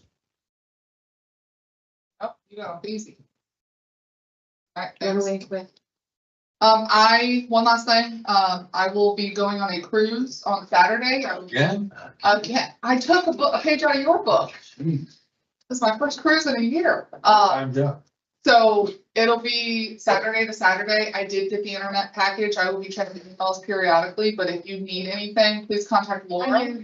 But you can always email me, or text as long as you have an iPhone. If you have an Android, you're a stranger, but, email me if you need anything. I'll be checking it periodically. Saturday to Saturday, what to what? 19th to 20. 18th to 27th. So we got, I would like to get a lot of things done while she's gone. That's good. You're good Okay. for that. Anything else? Yeah, I don't know. Tony? Yes, we go up to my list. Yep, Ooh, I'll get it figured. You're gonna switch to your It always 20. let me, I'll send back when I scroll. I think we have all the deeds. I think they've been filed, and Laura, we had a little issue. A Lee County clerk is an experimental clerk's office. When you record documents, you need to also, on deeds, provide a photo ID Yes. of the With- party with your signing on title, behalf of the Your grantor. authority to sign and. Yes. So they've volunteered themselves to be the experiment, which was a pain in the neck. But I appreciate her doing. So this will drop off. It's now completed. That's completed, yes. The Lee Health Properties, again, now that they're a nonprofit, that whole issue doesn't exist anymore on a go-forward basis. And I don't know what's gonna happen to the prior one. Now, admin building, that's working with Randy on that, and most recently on the certificate of insurance, Randy gathering up all the necessary certificates. Did Russ include that in his calculations? He knows about it, I'm sure he did, we'll make sure. I'll Okay. make sure. I think I informed him like that a while back, I'll just make sure. Okay. To include that. And then I guess one of the questions we need to also ask him is now that the Garrett building is gonna be taken, the building's gonna be taken down for the apartment complex.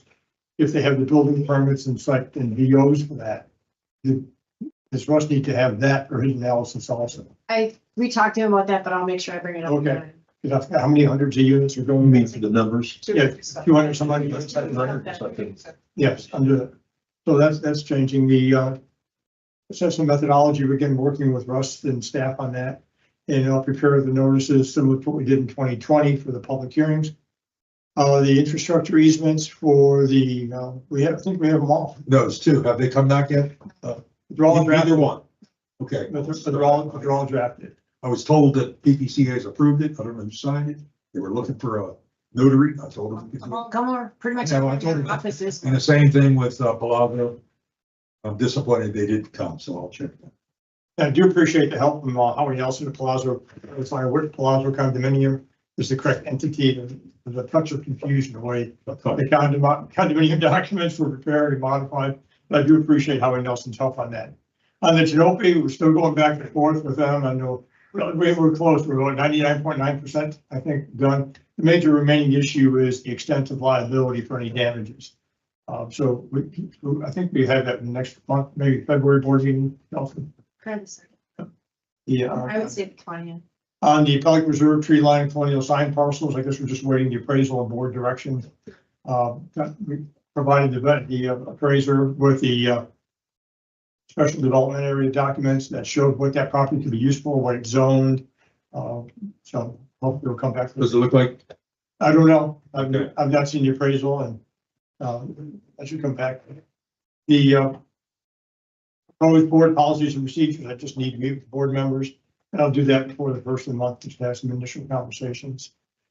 The competitive solicitations, again, just working on all those various ones that are pending and revising them as appropriate, working with Arcadis and Chelsea and Laura on those. Can I back up one? Yes. The archives. How are we coming with scanning that?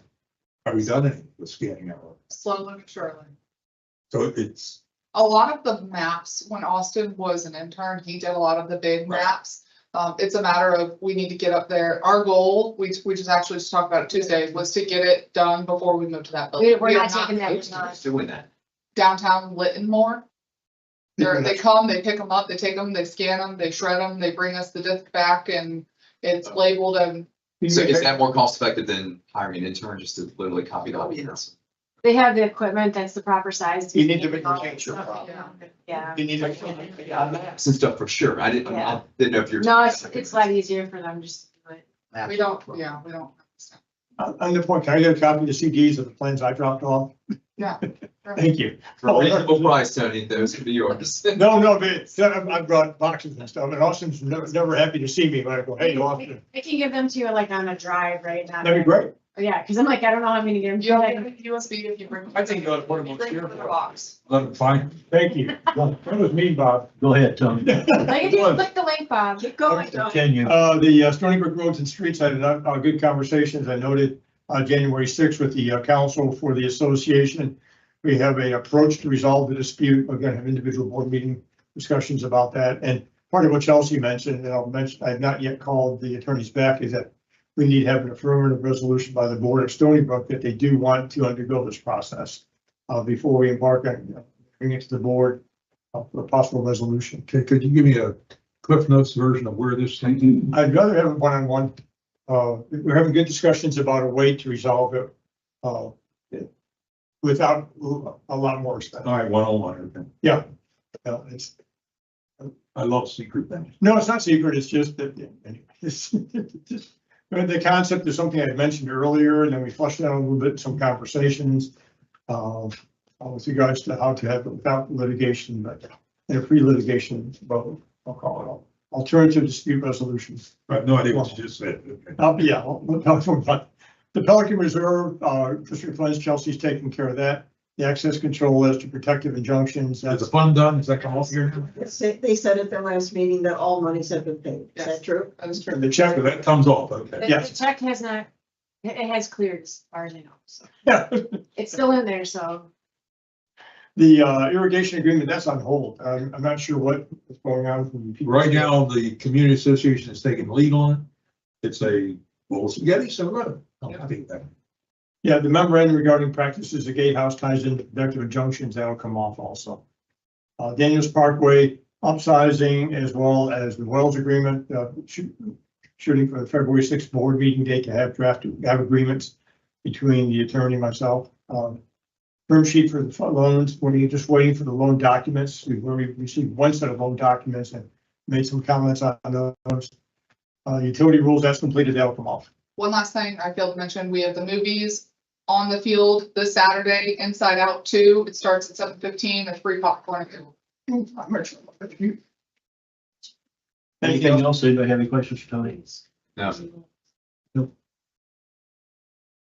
Future board business. The President's Council meeting at Stony Brook on the 29th of this month. We've got the meter replacement project update. We've got the pond bank restoration update. We've got the assessment methodology update. Other than Are that, we going to have the president's meeting this time? yes, there are 20 people signed up. All right, all right. Anybody have any questions? Is it at Stony, Stony Brook. At Stony Brook. Yes. Anybody have any That questions agenda on, will go out a week in advance. anybody have any questions on the agenda management? Okay, supervisor comments. Carol? Yes, had a conversation with Laura and was talking to her about the monthly or the weekly work reports that they do for Pelican Preserve and how you translate those numbers into the percentages.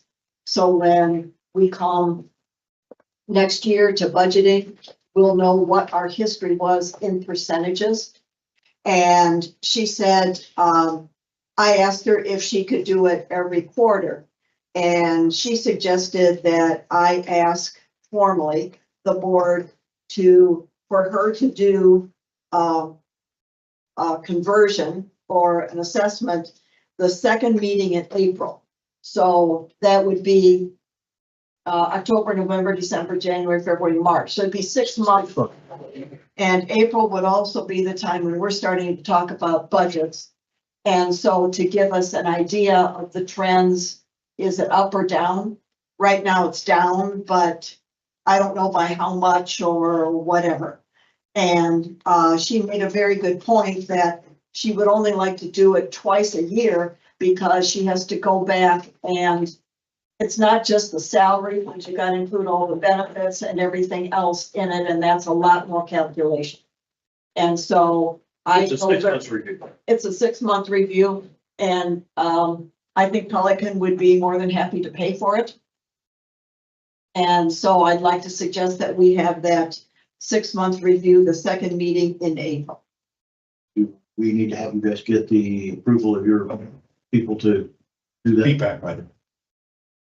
Feedback. So Right now, we are, best comment I can say is, it's being done. The tracking is being done. I personally am not happy with the tracking method. I don't have an alternative to offer yet, but I'm working with the feedback subcommittee to try and solicit input so it's easier on that end and easier to understand on this. do we need to make any type of motion for what you just said? I'm comfortable with what Carol said. Let's do it, maybe. So we are all in agreement. well. I don't think I would need a motion for this. Anything else? Let's put it on the agenda management, then 6 months. Well, anything? Yeah, did we resolve, the 109? I would have looked at the two properties that we had the last meeting. I don't know where we're at on 109. The Richard Moner and the Mahogany Run, and then the other one on and Both of those property owners were provided the easement use agreement application. I believe Lewis Smith is on 109, right? And he said Richard Moner as well. Hutton was the other one that you guys approved. That's gonna come back. That must remove. No, the silver palms, you kept the Royals, that Yes. coming back to you for ratification at the next meeting.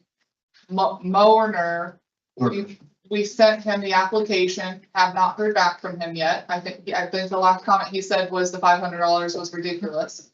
And then there was a Lewis Smith that had also inquired about, I think, some bushes and shrubs, who did advise that he would not be filling out an application. So everybody who showed up at that last meeting with those concerns, we did email the application out, offered to sit down and provide assistance with filling it out. Again, the only one that we have dealt with is Hutton and haven't heard back from anybody else interested in submitting. But when I went out with Daniel, I don't remember which was, wasn't the big, not the real bonds, but the other address. That was Moiner. Moiner, okay, oh, I didn't know you were there. It was already removed. So it's moot point. No, that was on Lake 127. That was with the mango tree. He kept taking me to more places I wanted. Which one was that on 127? We had another gentleman who emailed about salvaging the mango tree, and that had already been ripped out. He didn't want to pay the $500. He said he can get a lot of mangoes for $500.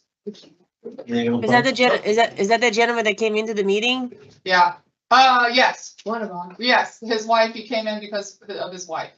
Yes. And today you got the bids, or this week we got the bids for 75, 81, 94, and 109. Yes, they're coming to you on the first meeting in February. Okay, so they'll be in the book. Yes.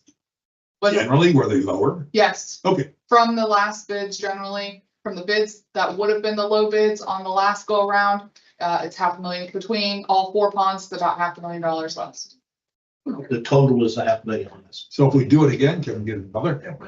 No. You running into rainy season. No. We're running out of time. Flavia, anything? Flavia? No, sorry, I just had to unmute. No, the only thing is the email. I don't know if everybody received the email from Pelican regarding the pressure washing. Regarding what? Pressure washing. The guy who you used to hire to pressure wash all of the valley gutters and stuff over there sent an email complaining that it's not, we're not doing a great job. Okay.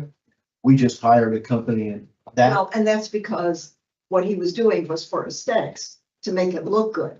And we've made. It was $60,000. That we don't do it for aesthetics. They have to do it themselves, for aesthetics. But if it's a safety issue where you've got mud piling up or some other issue, say, or rising or lowering or something like that our machine will do. If a community wants to Chelsea, pressure wash, Look pretty. if a community wants to pressure wash, they can do that on their own. Yeah. Okay, so Chelsea, if we could, I forwarded you the email. Can you just report it, what Carol just said to him? Just let him know that the intention is not an aesthetic, but is a safety issue, and that's all they're handling right now. Yes, I can. Thank you. Thank you. anything else, Flavia? No, I don't have anything else, guys. Feel Thank better. you. Saturday, Saturday was going to Orlando and I noticed a guy in a white sedan pull up to the FPL gate, back entrance into Pelican Reserve. Who has passes and keys and codes to get in that? Only staff. Only staff. Only staff. It could have been somebody's staff. I was driving by and I thought, that's kind of strange. Somebody is not in a company vehicle or identified company vehicle. What day did it? When? He said Saturday. Saturday morning, about 8:30.